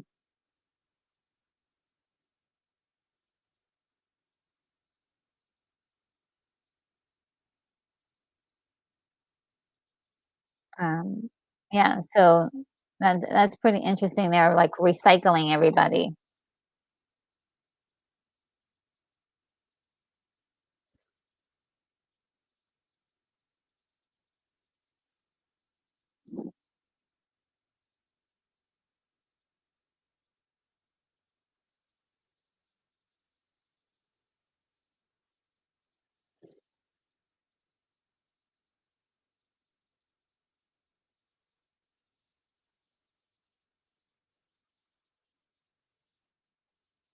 Okay, so they've already spent 1,000 credits looking for these guys.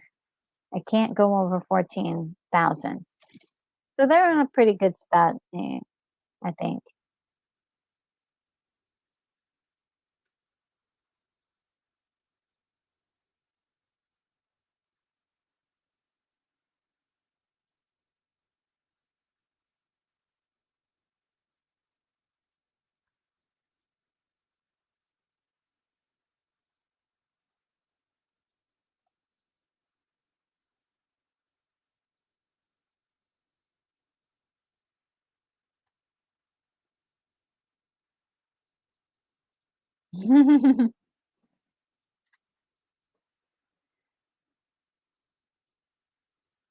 I just love his acting in this.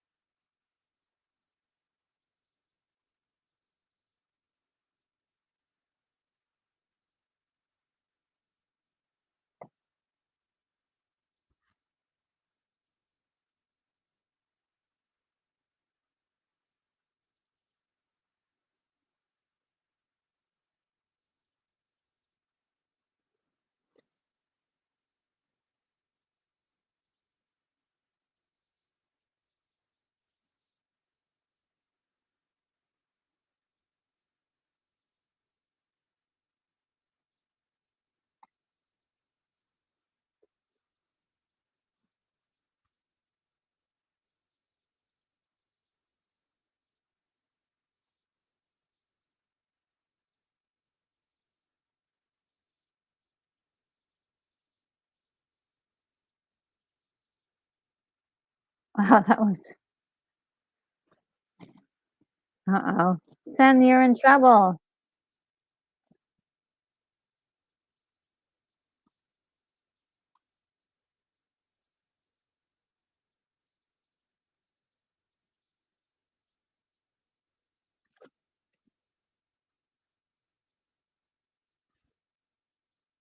So I'm thinking they got a lot of because those robots are pretty tall. So they must have got a lot of short actors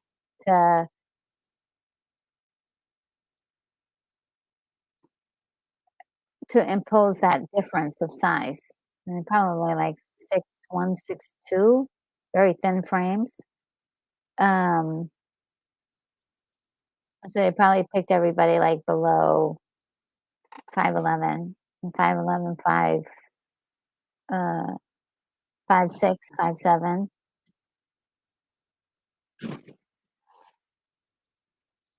Oh, thank you so much. Lance says, "Smash the like button, peeps." Oh, thank you. You're so kind. And Joseph Gay says, during THX medical experimentation, after he was convicted of uh, w- one of the scenes displayed that had, is his left kidney, which was okay, sorry. My reading is so bad. Okay, here we go. One of the screens displayed was his left kidney, which was capable of being harvested. Yes. So I think that's what they're doing. They're doing some um,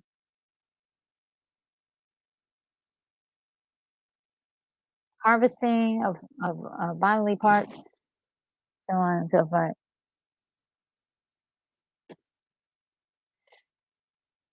So yeah, that's Lel's child that they have given her name to, and they have destroyed her. So that's pretty upsetting. So he cannot save her. He has to go on his own. I didn't love that in the story, to tell you the truth. If it was being rewritten, I would say maybe they could have done something a little better with it, with the love storyline.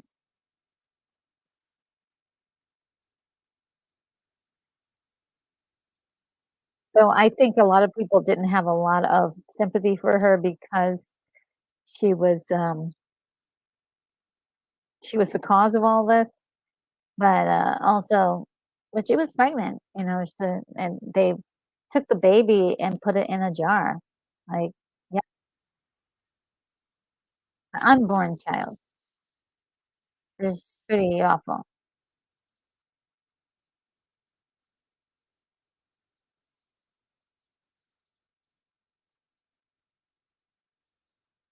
I love this scene with the child. Oh, so they're so cute.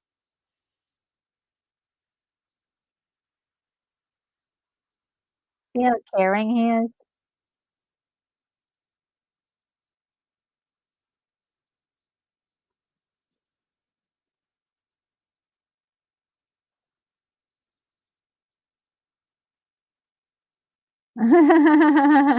It's so funny because he's like, "When I was a kid, there was, yeah,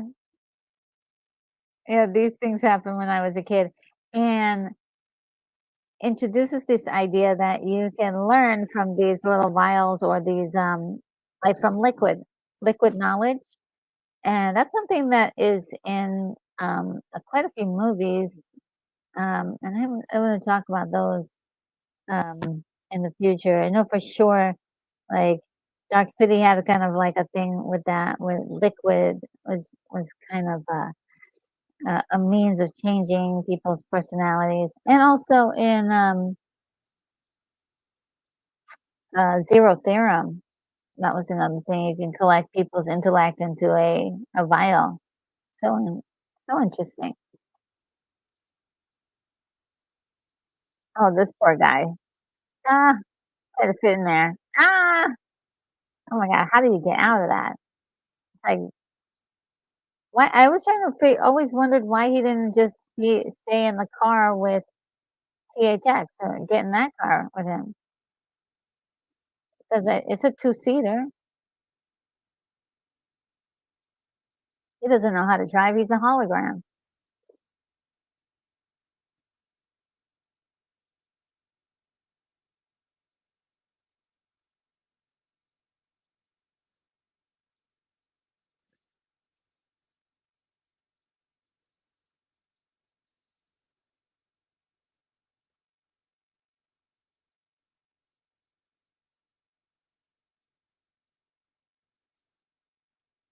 Oh, no, the police are gonna come and get the hologram. I wonder how they put the hologram back in plates.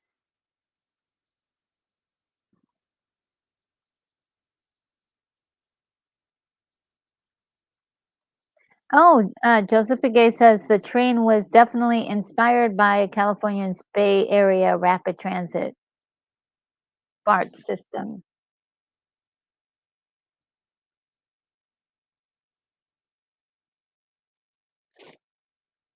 And during, THX oh, yeah, yeah, okay, I read that part already.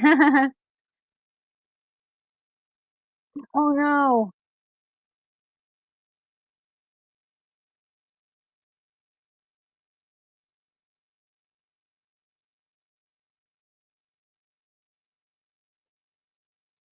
I like the subtle acting given by Robert Duvall in this, and he's visibly shaken that, the hologram just got, caught, or he's out there on his own. Sen, he doesn't he's disconnected from Sen.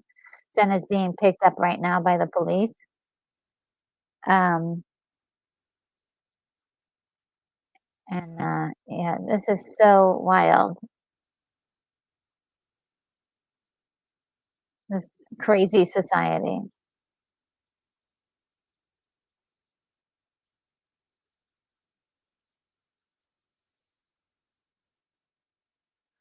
So they don't show you what's in the car, whether there's anybody in the car, but I believe that actually happened. So I don't think he's a figment of imagination. I think he was real. I don't know, what do you think? Did you think that the hologram man was real? Let me know.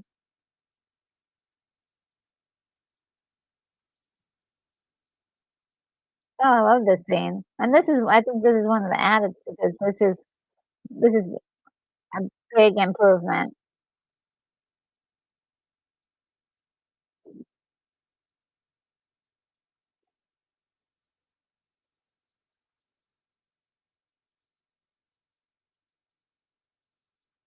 Ooh, fancy drive-in. So cool. Oh, wow.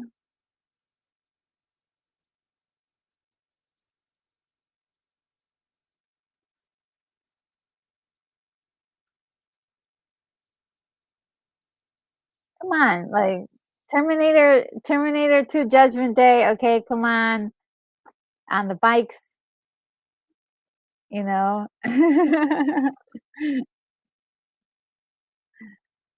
It's just giving me those vibes, it's just giving me those vibes, and, I will relate everything back to Terminator somehow.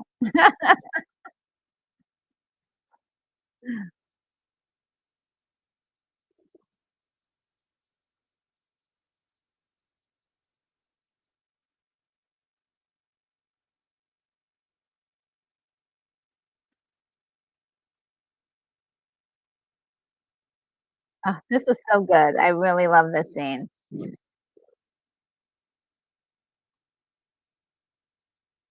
That like, this things are falling apart, the temperature is overheating in the car, they're like, "Oh, the cops are closing in."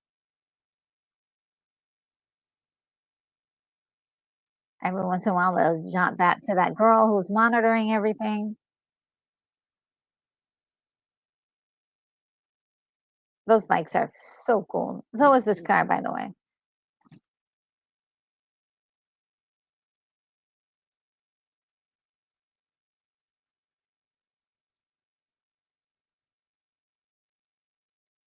And you think, "Oh, no."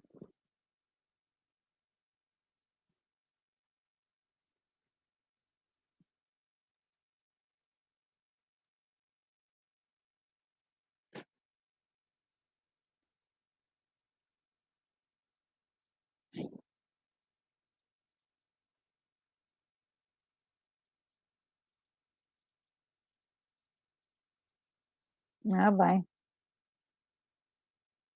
And you think, for sure, it's just a sitting duck waiting.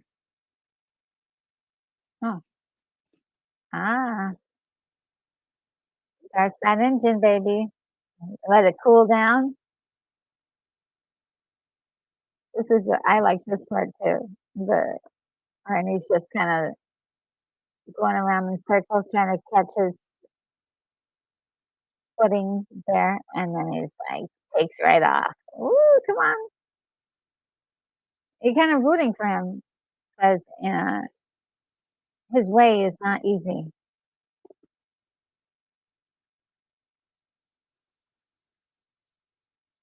All right.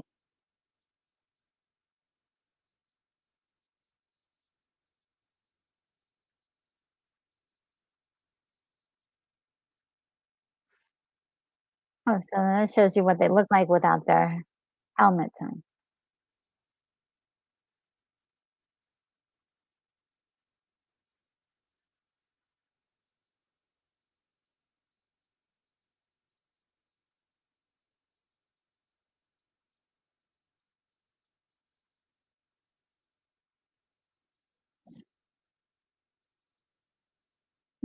Joseph Begay says many of the original chase scenes were shot around San Francisco and Oakland area using the automotive tunnels uh, and the Posey tube that went underwater between Oakland and Alam Alameda Alameda Alameda. Yeah, there we go.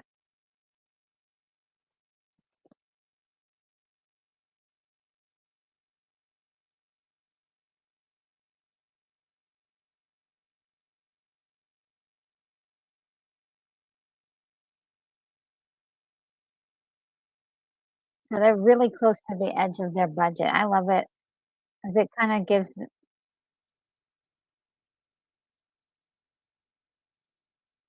gives a wonderful tracking of like, okay, they can go over their budget,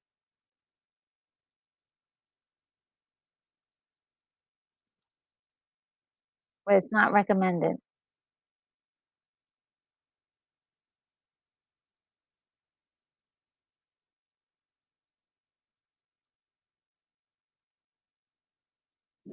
That's fast. 235 miles per hour.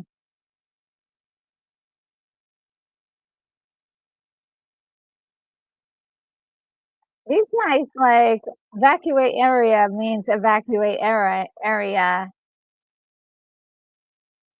not look at the radio and go,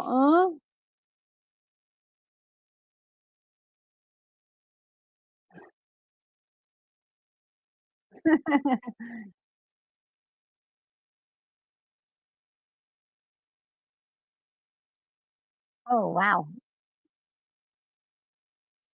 Man, that stunt person must have really that looked like it hurt. 'Cause they fell right on their back.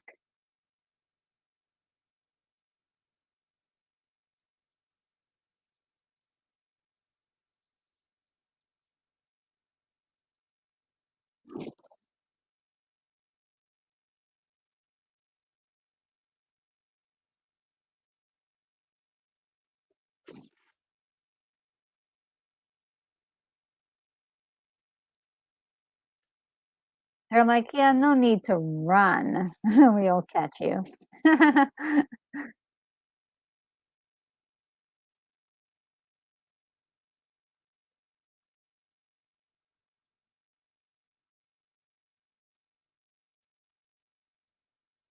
Cell dwellers. Now this is an addition that I probably didn't enjoy, I would say, because, it would have been nice to I get that they're, um to say that they're like this subhuman creatures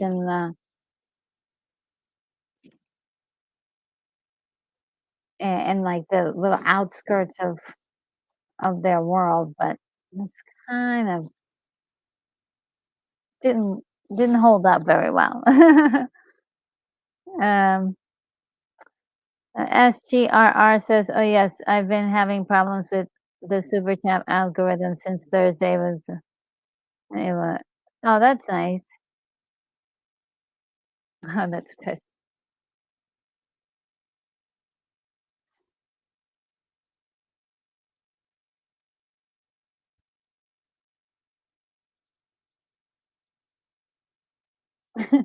I love the way the camera is just focusing on some guy with a hat for, I guess, a few seconds. Like, who that?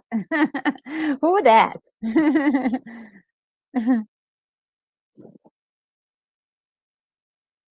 See how nice they're talking to him?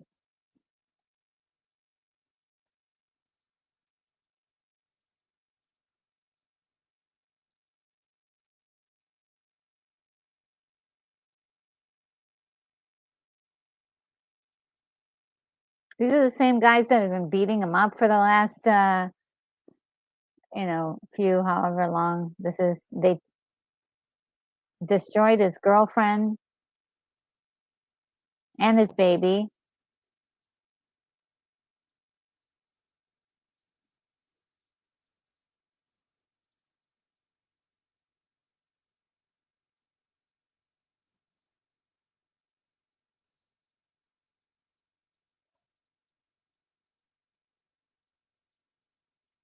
He's outside now, guys.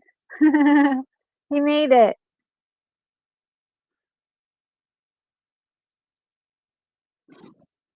Yay.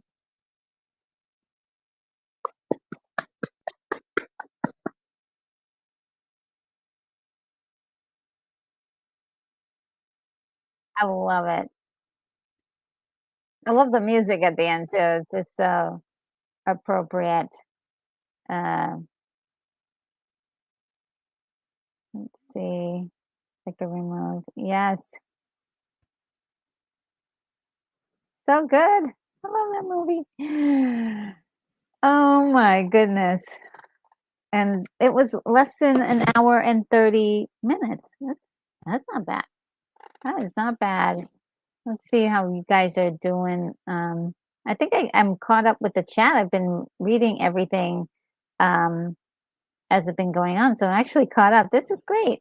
Yeah, this movie is just like I was saying before, full of little details. Every time you see it, there's a new detail, and I think there were lots of statements, that he was probably saying about society. Interesting, he was doing that while he was in film school. Feels a lot like 1984. That storyline has a strong Orwellian flavor to it. Kind of reminds me of Brazil too. That flavors of like corporate and government being kind of adjacent to each other. Small flavors of Logan's Run. It's like controlled society where people just do as they are told. And to go outside of it means you are in some sort of grave violation just for being a human being and wanting to do human things. So yeah, that's really, um, I love movies like that because it makes you think.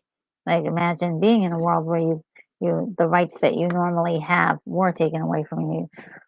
Being able to speak, to speak your mind, being able to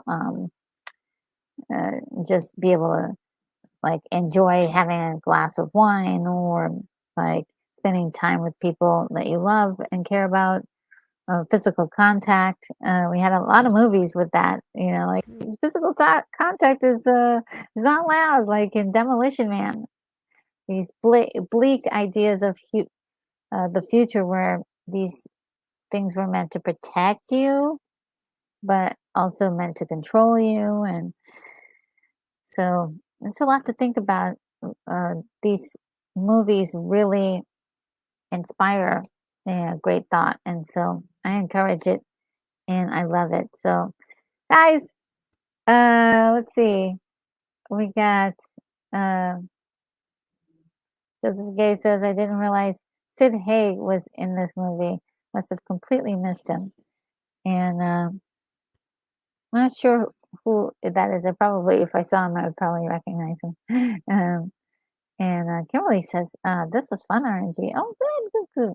I'm so glad. And oh, yes, Kimberly and Hart says, it'll be Psycho time. Yes, I'll be watching Psycho with Lorena Creole later on tonight. You head over to her channel and see that watch party. It'll be fun, fun, fun. And Hellcast Creative says, Lindsay is still dancing. Rachel, let me know if you can have time to chat after the screen and I can show you those vids. Today is actually kind of not I'm not available because I've got to go run and do some errands before the live stream, the watch party with Lorena. But if you're around tomorrow, send me a little tinkle on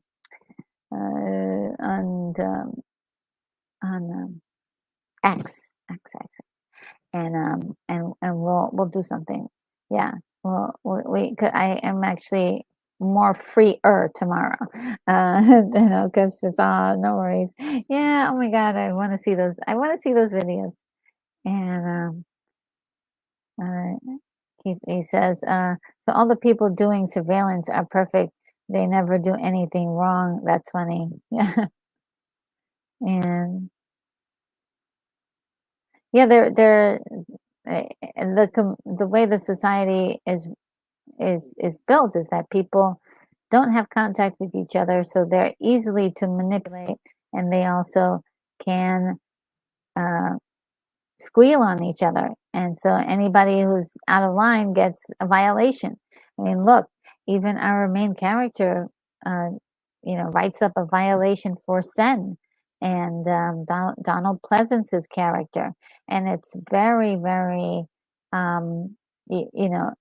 each man for themselves. People fall to the ground and die. No one stops to check to see if that person's okay or helps.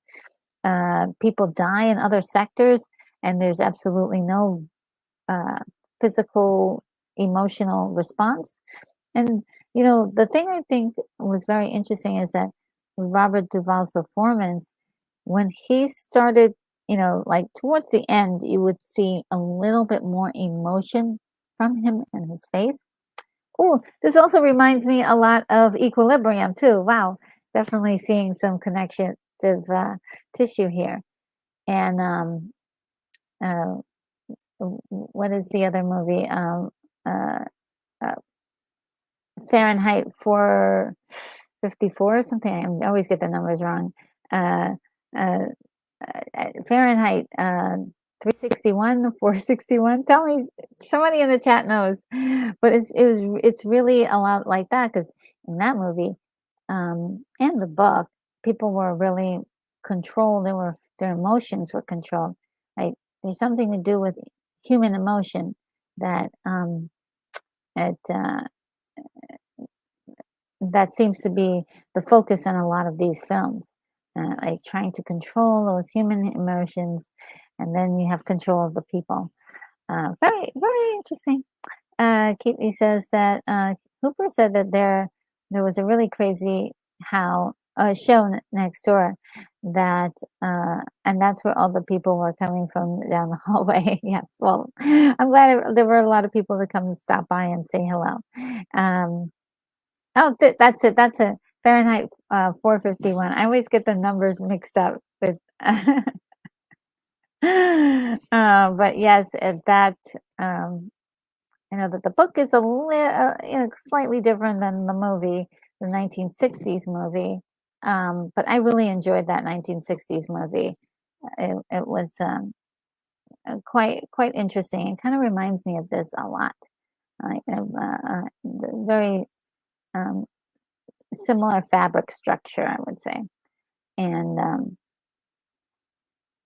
And yeah. And so before we go, I'm actually gonna go through and see if I can let you guys in on what's happening next on the channel.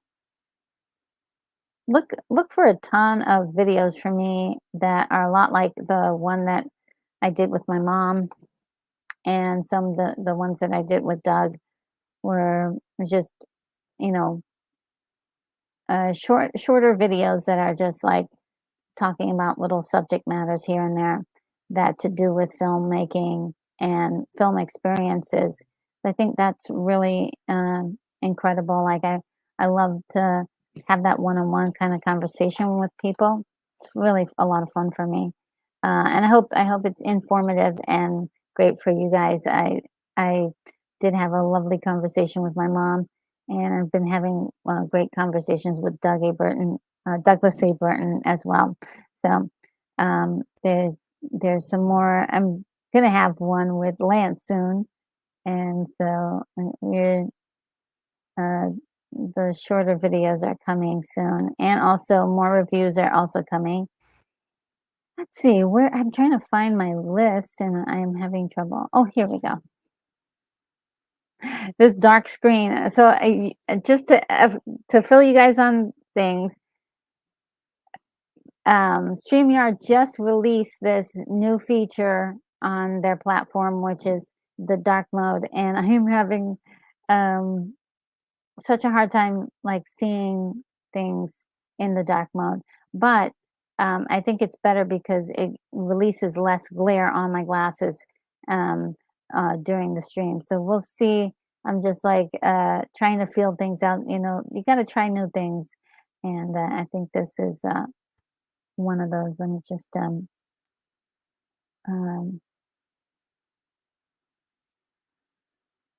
see if I can. Um,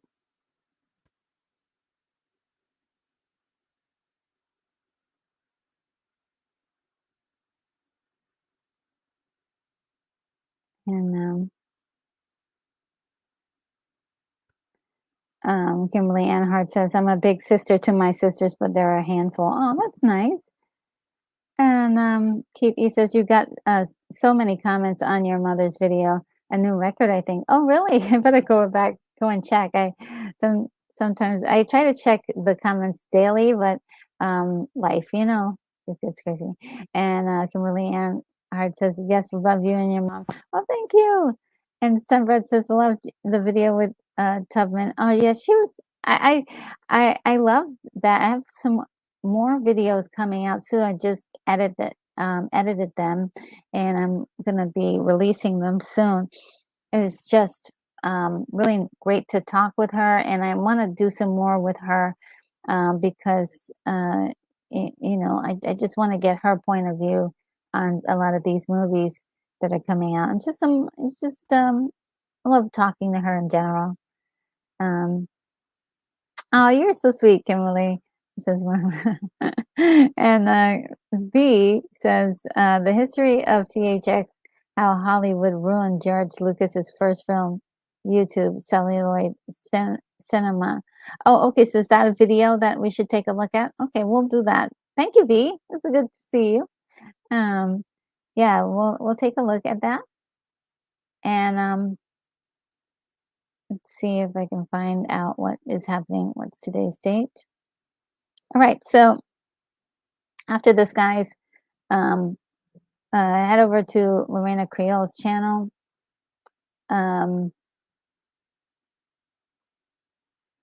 Actually, let me just double check because I'm not sure. I'm not sure if I heard from her today. Hold on, to double check. Let me double check this that we're actually doing this. Because I didn't see the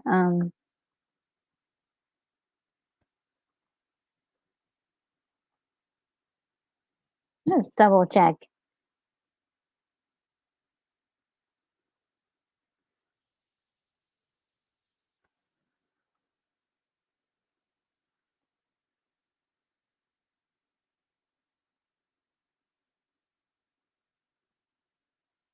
Oh, it's not this week, guys. Oh, it's not this week. It is gonna be on the 14th. So yeah. Okay. So it's not on this, it's not the right now. Huh. Oh, gosh. Let me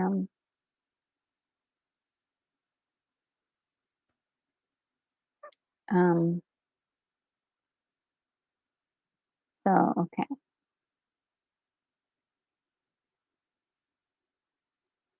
So it's on the 14th next week, guys. We'll be watching Psycho. Oh no. Wait a minute. Oh no, we are watching it today, right? Because next week is Psycho 2. Hold on, let me get let me get this straight, guys. I'm confused. I'm confused. Docs, reviews. Let me see.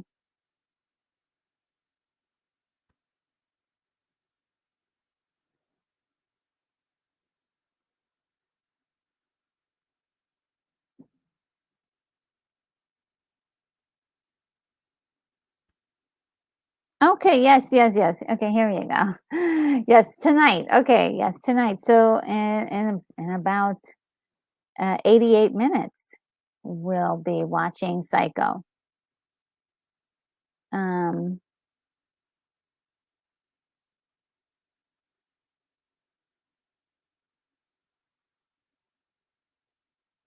let's see.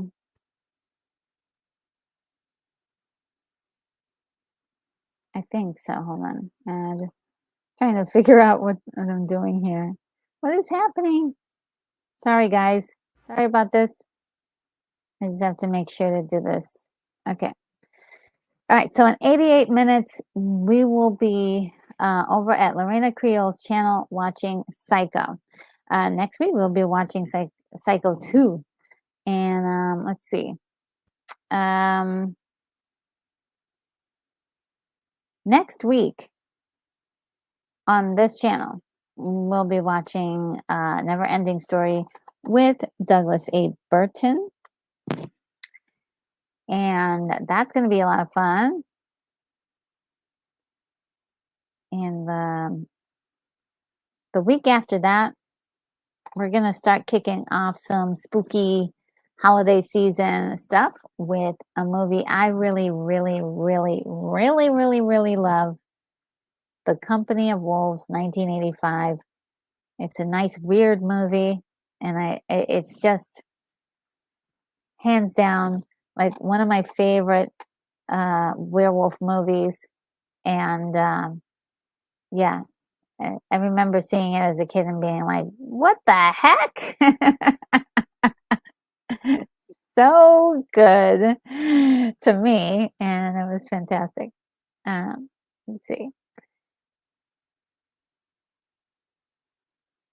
Um,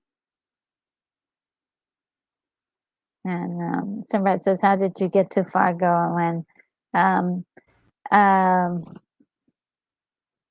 2020, I was to I, I'm not sure if I'm ready to talk about the exact thing, but I came here to um, start a new life with someone, and it, things did not work. So, but I stayed. I was like, you know what? It's cool around here. Let me just hang out. So very, very cool. And Outcast Creative says, Richard's mom's is awesome.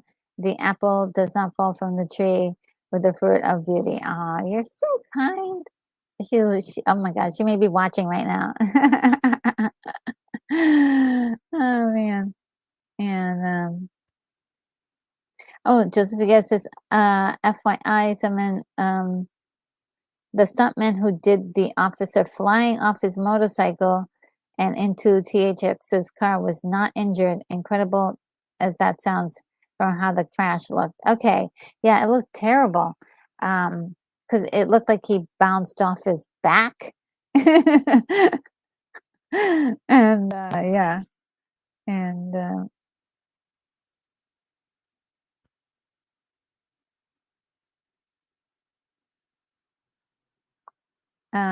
and V says, what was the channel name where you're watching the film? Will tune in. I'm not sure what that means. I was actually watching this on a copy I bought a long time ago from Amazon. So I've got my Amazon like library, and so that's kind of where I got my copy from, where I was watching. I did have a link for everybody to watch it on archive.org, but there's yeah, I think there's some other ways to watch it, but you know you have to pay to watch those things. I'm not sure. Um, but at the very top pinned comment is a link to thearchive.com.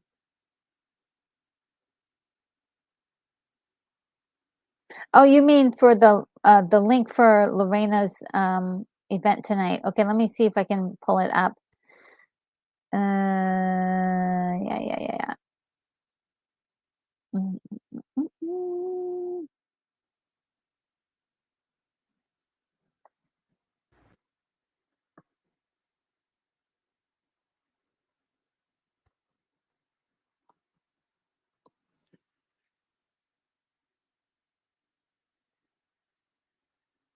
That's a great idea. Thank you guys for being so smart to think of that.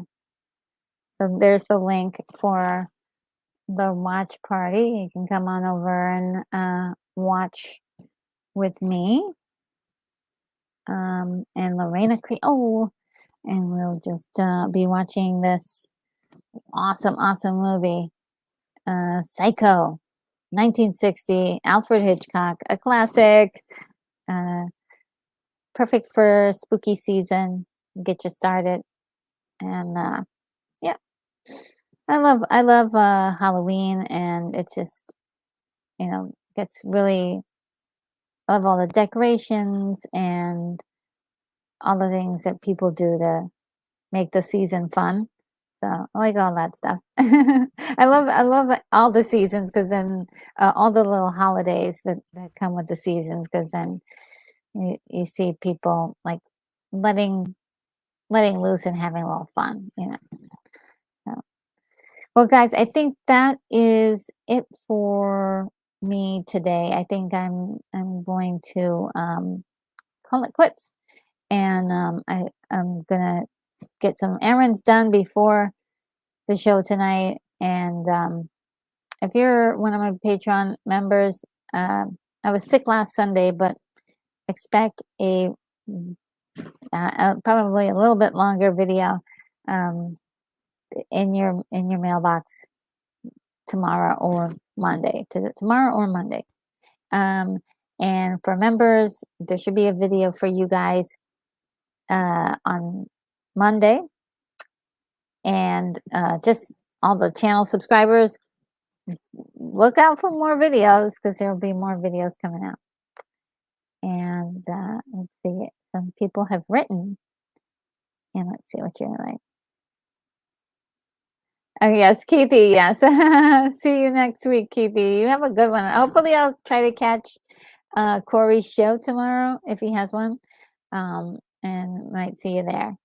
And somebody says, Christmas for me every day. Yes. Sign me up. I'm in. Actually, one year I celebrated Christmas every day. It was hard to keep it up, but I tried. I really did.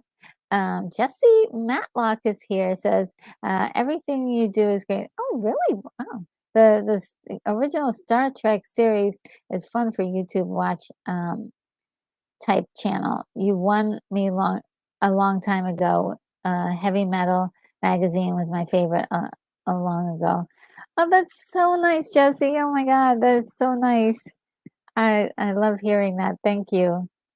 And Joseph Gay says, Girl, I commented earlier if you wanted to do a horror movie giveaway during the month of October. So if so, I can help assist with getting movies. Oh, that's so sweet of you.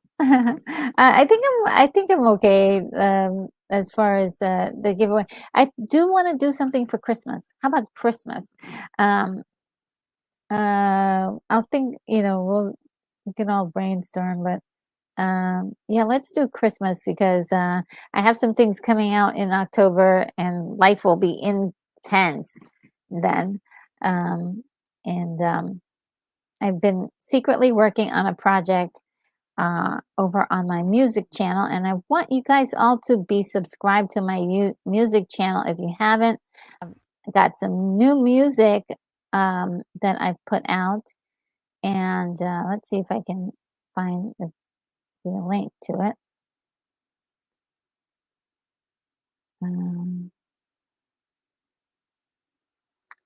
I want you guys, as many people as possible, to be subscribed for the music channel because it's really I got a lot of stuff on there, and I'm not sure if it all, you'll like it all.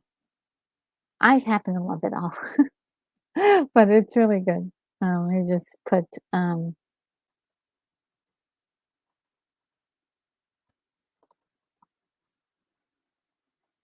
the link in there for you. But something big is coming up soon, and I hope you guys will be able to support me in the endeavor there. Let's see. And Kimberly is saying, okay, see you next week, RNG. Oh, you're not going to make it for the Psycho watch party? Oh, no. Well, we'll see you next week then. And Podcast Creative says, I'm still dancing in my car now as my legs have a 9-hour dance limit. Aw. And someone says, Retro, you celebrated Christmas every day for a year. We're separated at birth. I know. Yeah, I did. I was so crazy about it. I was like, I want this feeling to last all year. And I did. And it was like I would say by June, I was a little bit like, I was like, okay, this is starting to get crazy now. But I did it, and it was great. I spent a full year as a vampire. It was great. That was great too. You gotta do that sometimes. You gotta like experiment and play with a year, like just a year of your life as as something else. And what I loved is that all my friends went along with it, and they were cool with it. They were like, okay, she's a vampire now. Those are your ride and dies, that's your ride and dies right there. So I love that. And Joseph Begay says, I can be reached by, oh, okay, I will. Yes. Okay. I will, will communicate back and forth there. And I do have your email from, um, my email, as well, because I think you sent me an email, and I got that. So thank you so much. You're so awesome. And let's see. And retro Sunbread says, retro, somebody just put a box of DVDs by the trash. I'll report back and share. Oh, what? Oh my goodness.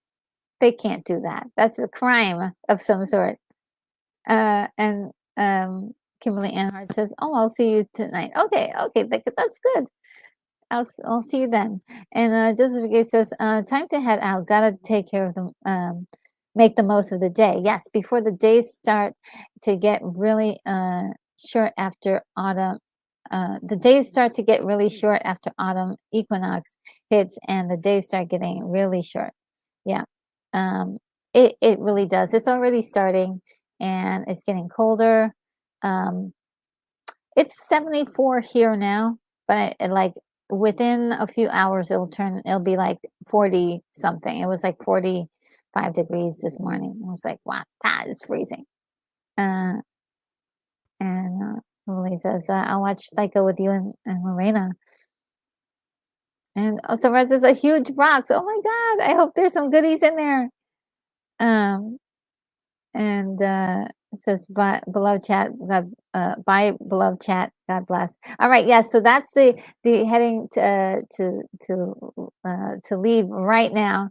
And what I will do is I'll play the short exit out and set the short outro if I can. Uh, and which is only like 29 seconds. So, guys, without further ado, I bid you adieu. And hopefully, I'll see some of you over at Lorena Creole's channel for Psycho. But if not, I will see you in the next video or just anywhere on the internet. Take care, guys.